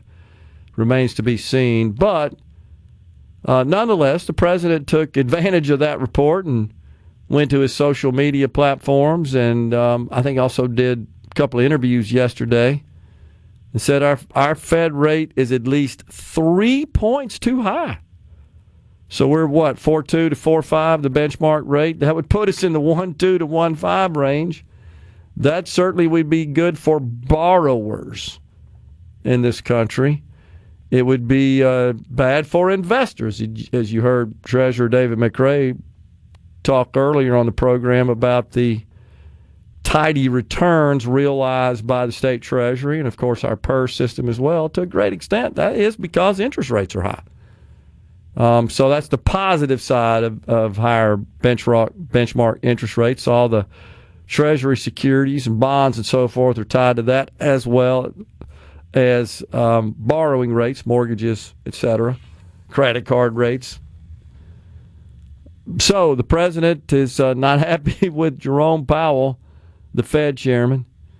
Meanwhile, we've got a bit of a firestorm, Rhino, from the MAGA world concerning Attorney General Pam Bondi and some statements she made about the Epstein files, the client list. Specifically, the president held a cabinet meeting, and a reporter asked about the files directly to the Attorney General, Pam Bondi. The president was none too happy with that question, just said that, we're talking about other matters here, that why do you want to dig into this controversy? And he scolded him a little bit, but he did then turn the floor over to the AG and asked her to answer the question. And what she explained, this is what got people up in arms, and I may be paraphrasing it a bit. I heard this live, actually.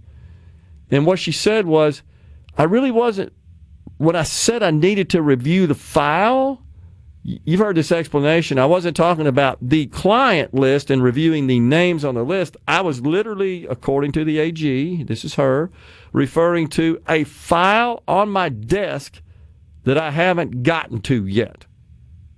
Am I describing that accurately? Pretty much, yeah. Yeah, because she also said, I've got one here on the Kennedy assassination, right?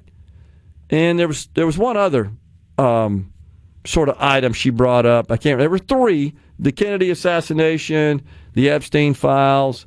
Can't remember the other. But the bottom line was, she said, yeah, I was just saying these are files on my desk I got to open up. Like you could imagine a closed folder on your desk with maybe the title, the label of whatever is in that file, but you haven't opened it up and reviewed a client list. Now, this is her speaking. I have no reason to not trust her, but apparently a lot of people are mad, thinking, yeah, we think there's a client list somewhere. What are you hiding here? I think is the kind of the assumption, the speculation. So there are a lot of folks upset about that, and starting to even show signs of turning on the president, or at least being critical of him, following a review by the Department of Justice, of course, the AG, and even the FBI on the Epstein files. Well, they released a video that they purport to be video of his cell for a full 10 hours, except it's missing a minute. And their explanation for that is it's always missing that minute every night. That's not a good sign. Yeah. But the questions arising from the video are, well, media reported on his death with pictures of a door with evidence tape across it, either insinuating that was his prison door or explicitly stating it was his prison door. And it's not the same door that is portrayed in the video. Maxwell has gone to prison for trafficking. On the testimony of victims, and no one that was trafficked to has faced any consequences, so that's angered some people. Yeah. You've got the meme of Epstein didn't kill himself that has taken on a life of its own, so there are people that are convinced he didn't, and the only way I can square it all is Epstein had a photographic memory. If you're doing something shady and you have a photographic memory, it would make sense to not write those things down, to just keep it up top. Yeah. And realistically, if he were the monster perpetrator of these actions, which I'm not saying he wasn't, wouldn't it make sense that he was the list? I've heard you say that. I mean, it's a plausible theory. There's no doubt, but there are a whole bunch of people out there. So the president posted on his Truth Social platform about this, and you could tell that seems to be kind of sweeping it under the rug or just moving on and not really dwelling on it too much. So I just looked at the post, and there's 7,000 comments on it. Most are critical of the president. And many are people who say, I voted for you, I stand by you, I'm loyal to you. Here's one that said, I'm very pleased with almost everything you're doing, but I absolutely draw the line on this one. If you are who I think you are, brave, big heart, and will stand 10 toes down for what's right, then bring the truth to light, release the info no matter what. If you don't, another one says, if you don't expose what happened on that island and what is a huge problem in our country for these children, then who will? Somebody's being blackmailed. God put you in a position for a reason. If you don't do what's right, your supporters will not stand by you. Another that describes herself as a wife, mother, and patriot said, I appreciate the hard work being done, but America deserves to see the list, and we need to see arrests. No child should ever endure the kind of trauma these young girls suffered. So we the people love Trump. This is in a graphic on someone who's their profile picture on someone who said, we the people do not believe the latest Epstein excuses by the FBI, and it's insulting to your base of MAGA supporters. We, in all caps, know it is not true. So the natives are restless, as they say here. And it's problems. I don't know what's going to happen. I really don't. Well, think about it politically. Put yourself in the shoes of the Biden administration. Put yourself in the shoes of the Trump administration the first time around. Yeah. If you know that there's not a paper or digital list, and you're pretty certain that Epstein was the list, and Epstein is now dead, you can argue back and forth about whether he did it to himself or somebody did it to him. It's kind of irrelevant. If he was the list and now he's dead, so you no longer have access to the list, with full transparency, that's a pretty politically deflating admission. Yeah, I agree. Which could explain why neither Trump during the first term or the Biden administration during his term was all that transparent about it. And in that vacuum of information, people have built up ideas of what has happened, what should happen, and what will happen, and it just looks like this is a disappointing result of transparency simply because it's a disappointing ending because the guy can't come to justice. And I think people are upset with that.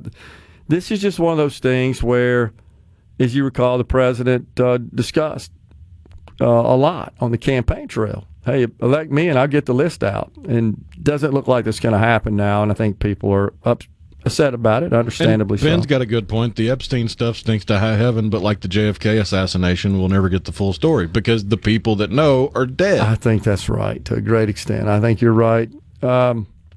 Something else you don't going. Write down your dirty deeds. Yeah, I agree.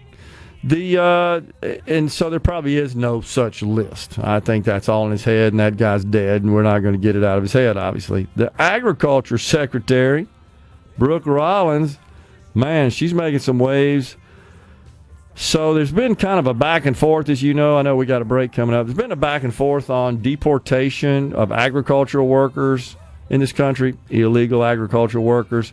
Also in the hospitality industry, food services industry, meat packing industry. And the president's kind of vacillated a bit on that, and looks like now he's looking for a way to kind of keep them here. And she goes out and says, no, we're not going to We're not going to discontinue deportation of these illegals. We're going to backfill these jobs with Americans on Medicaid. Coming right back. Stay with us.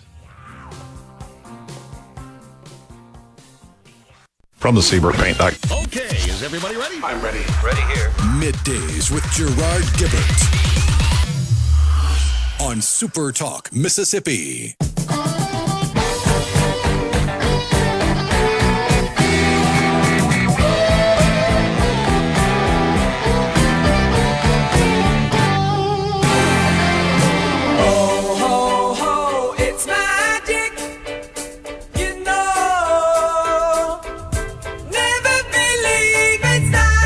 That was one of the tunes we used to play on One Hit Wonder Day.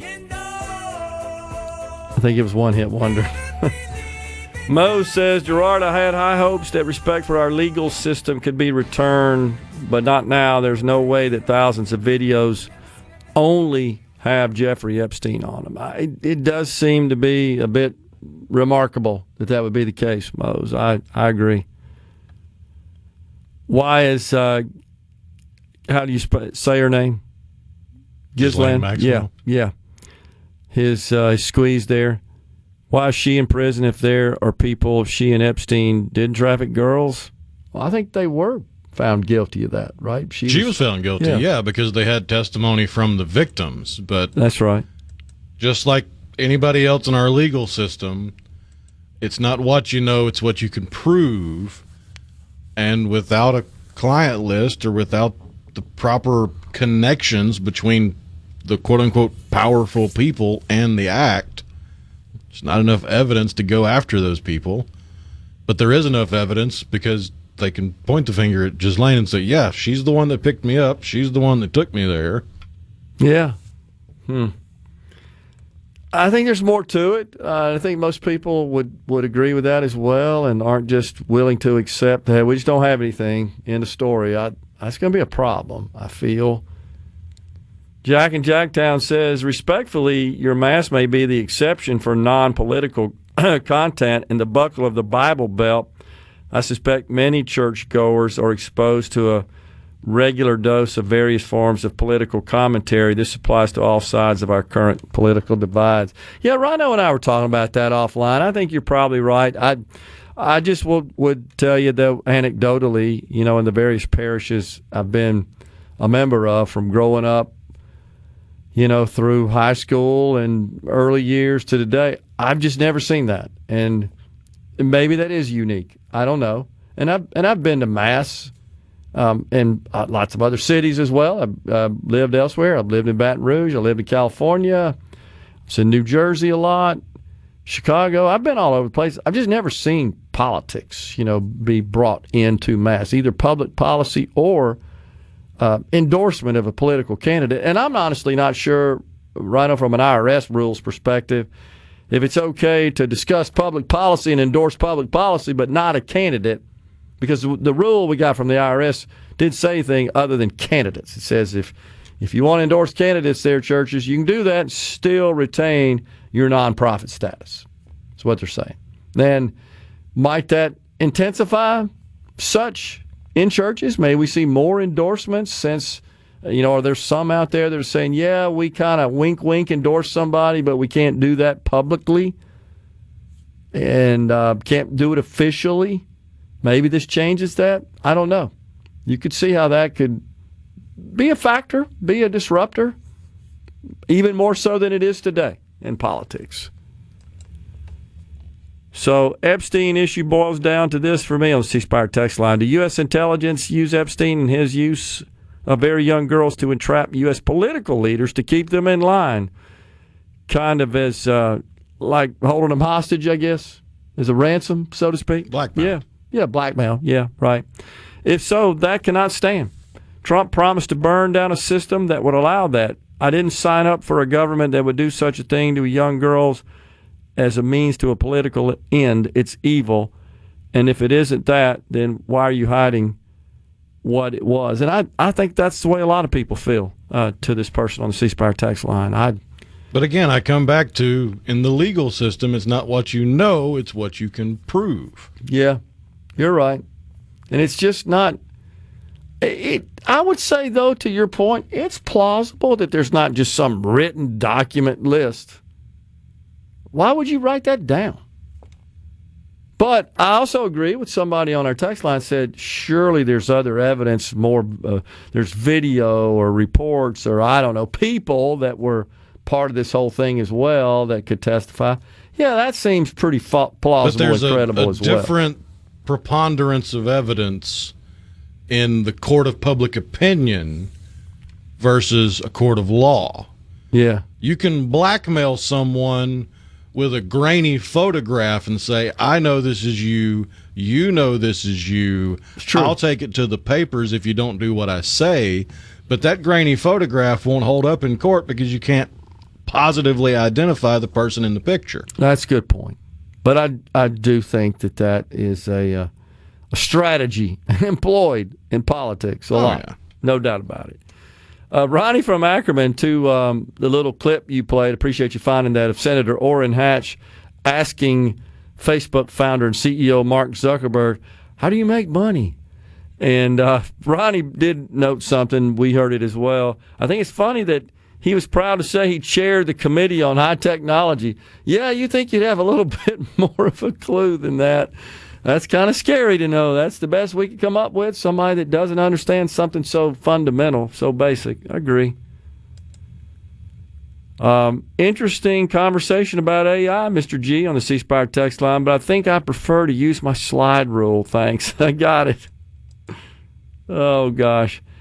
If you go into Central Park to pick up trash, you better have already purchased a trash pickup permit from City Hall. It's crazy how good behavior can be so penalized. Yeah, we were just talking about how government can get in the way, and I agree, and be an impediment to good outcomes, and certainly those that come from the private sector. Talking about REO Speedwagon earlier, Rhino played a tune. It is one of our bumper songs today, and I always remark that they should be in the Rock and Roll Hall of Fame on the C Spire text line. Steppenwolf is not in the Rock and Roll Hall of Fame, as far as I know.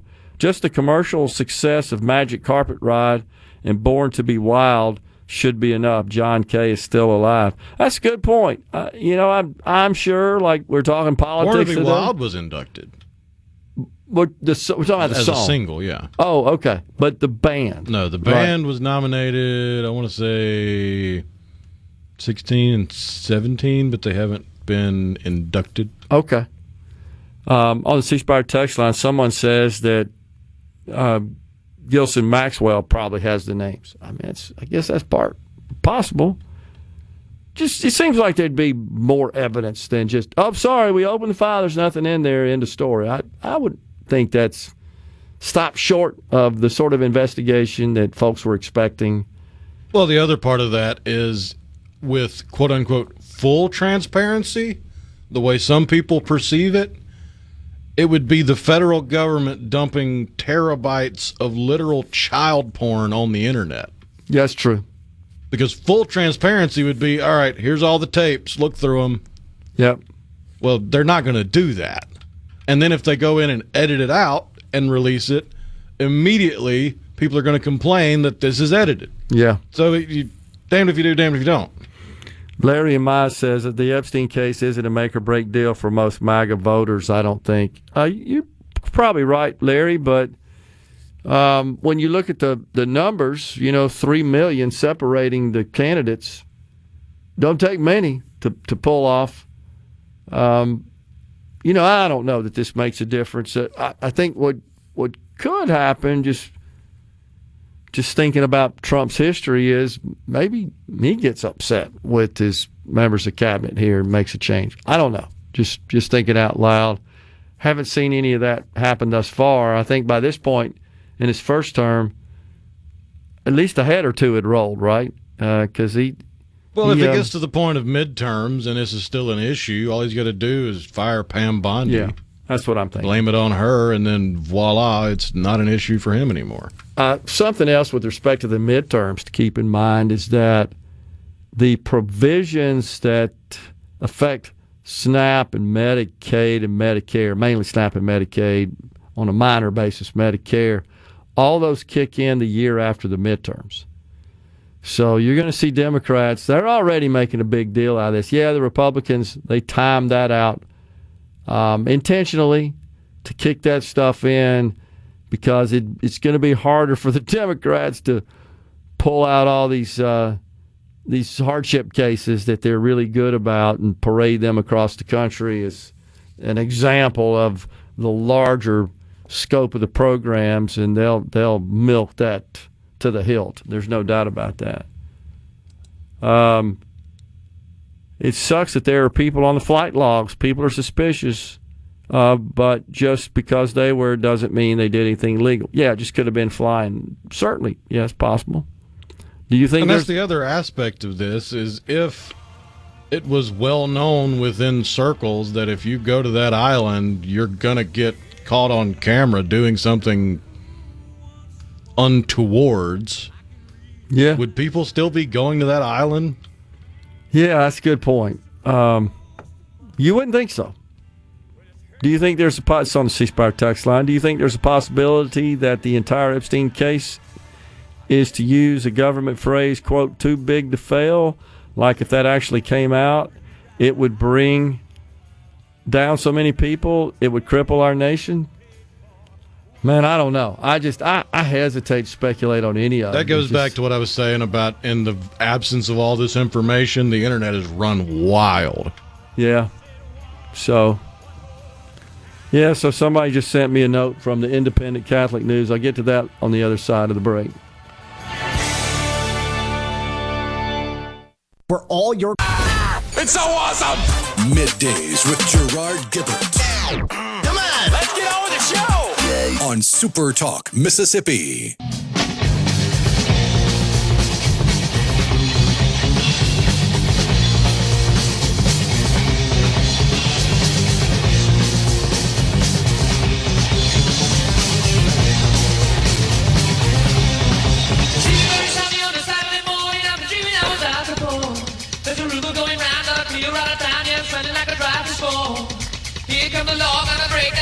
We're back with you in the Element Well studio. Karen in Oxford said, I thought it was the flight logs we wanted, not a client list. They aren't the same list. Epstein's job was to leverage power by blackmail because Congress is the list, she says. I mean, that's, like I said, a bunch of speculation, bunch of theories, and you're right, we may not ever know. Maybe this will endure kind of like the JFK assassination, right? Just went on for a long time. Who cares what MAGA thinks about Trump's handling of the Epstein issue?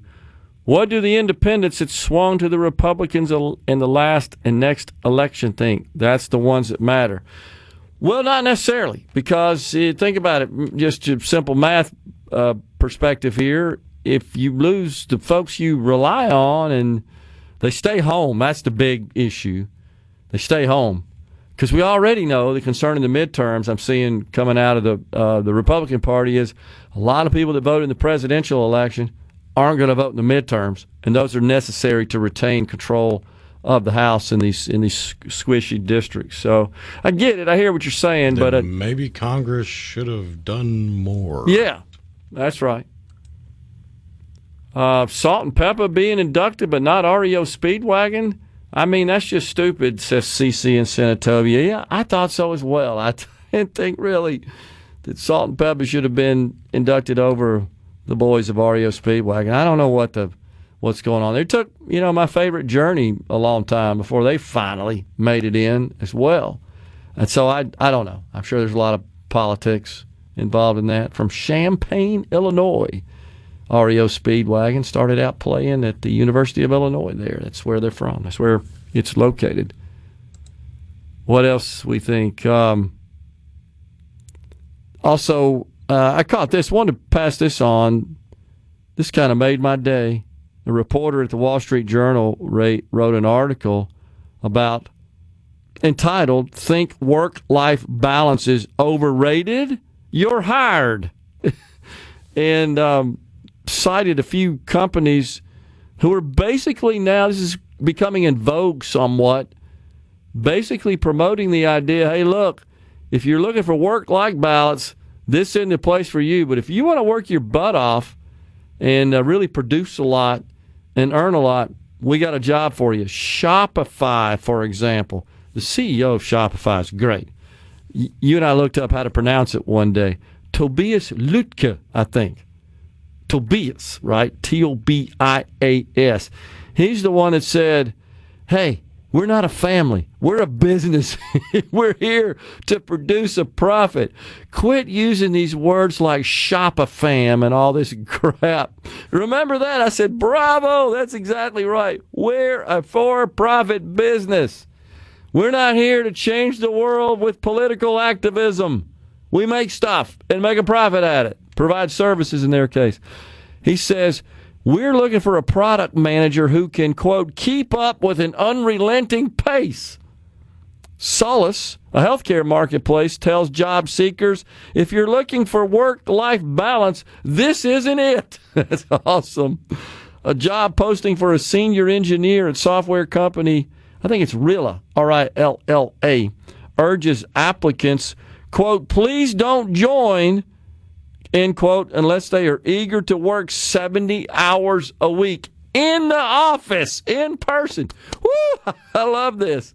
We're very clear with people who we are, said Sebastian Jimenez, Rilla's CEO, who before his honeymoon this summer hadn't taken vacation in 8 years. If you align with this, and there's lots of people that do, come apply. That's totally right. I'm one of these workaholic nutcases like that as well. I mean, my wife used to get so mad because what little time we take, even when my kids were young, I'm on the phone the whole time. You know, I'm on the laptop back in those days, Rhino, you didn't have persistent internet connections. I'd have to dial up to our systems at my office and download and exchange all the data and then disconnect because you didn't want to pay the long distance fees. I remember doing this and then work and respond and send it all back. So, but I never missed anything on behalf of my kids. I was always able to make it there, and I'm proud of that. And I often meant working until the last minute and headed back after whatever the event was. But you can make it work. And you can achieve a good work-life balance and still work a lot. The problem is, it seems the farther along the timeline we go, the more and more young people, and not even just young people, sizable portion of the population have convinced themselves that work-life balance means I work as little as possible, get paid as much as possible, and without doing hardly anything. That's exactly right. That's not the same as just reasonable work-life balance. That's almost like unreasonable there. I didn't get to this Independent Catholic News article somebody sent me about a lot of Catholic bishops and faith leaders in other denominations as well that are protesting Trump's budget bill. I completely disagree with them. That doesn't change my loyalty to my Catholicism and my God and Jesus Christ and my attending Mass. I just disagree with them here. We're out of here today. Palmer home tomorrow. Stay safe and God bless. A SuperTalk Mississippi media production.